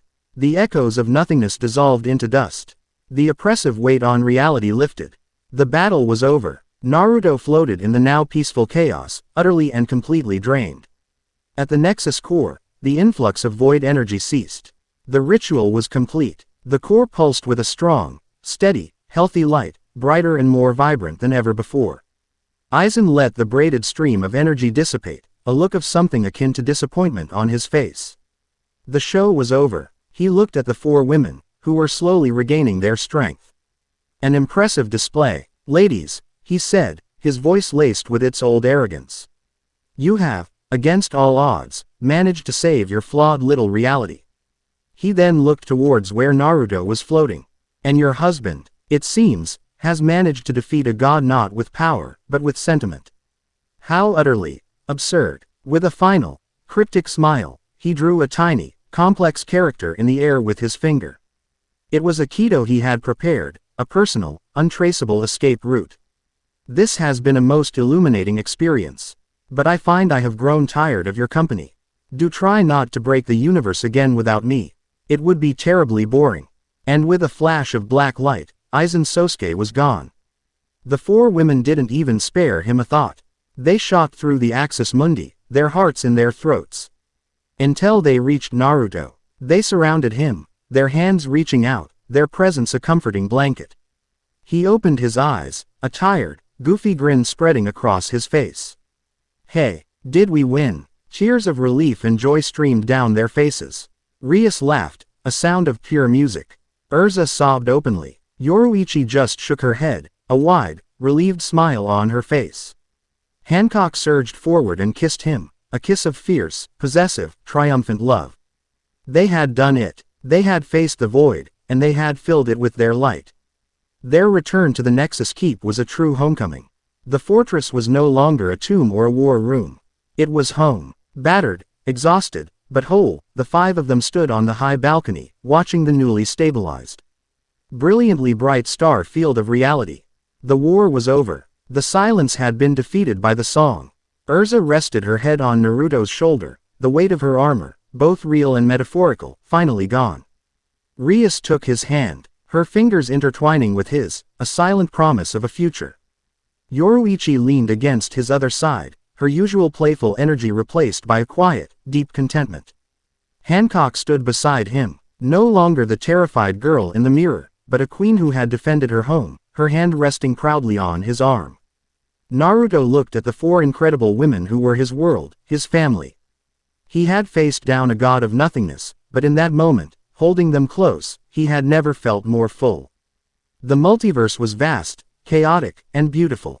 And here, at its very heart, was its anchor. Its king, and his queens.